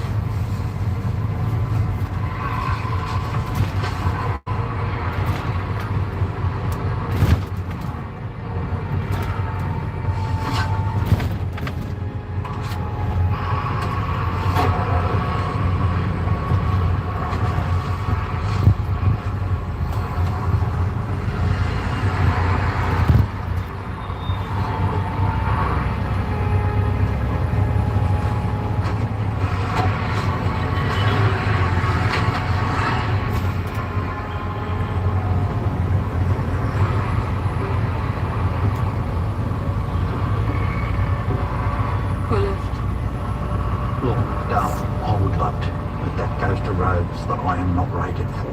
Push. Go left. The grades up there are over 10 degrees. All right, come on.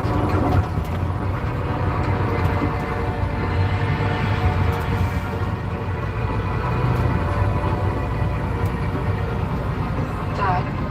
It's okay, honey.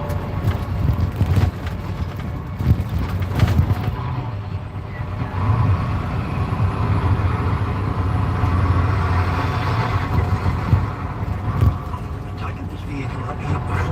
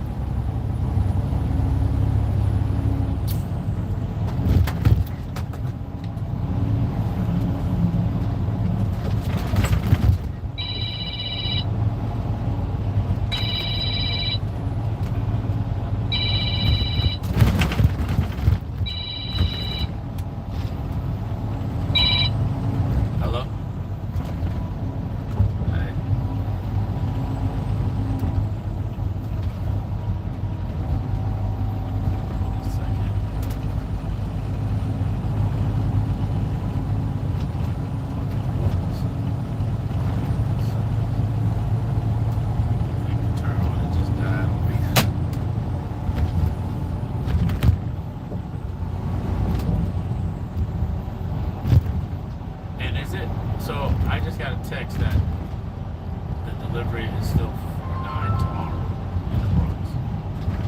Yeah, the Bronx. No, we're headed to Jersey right now.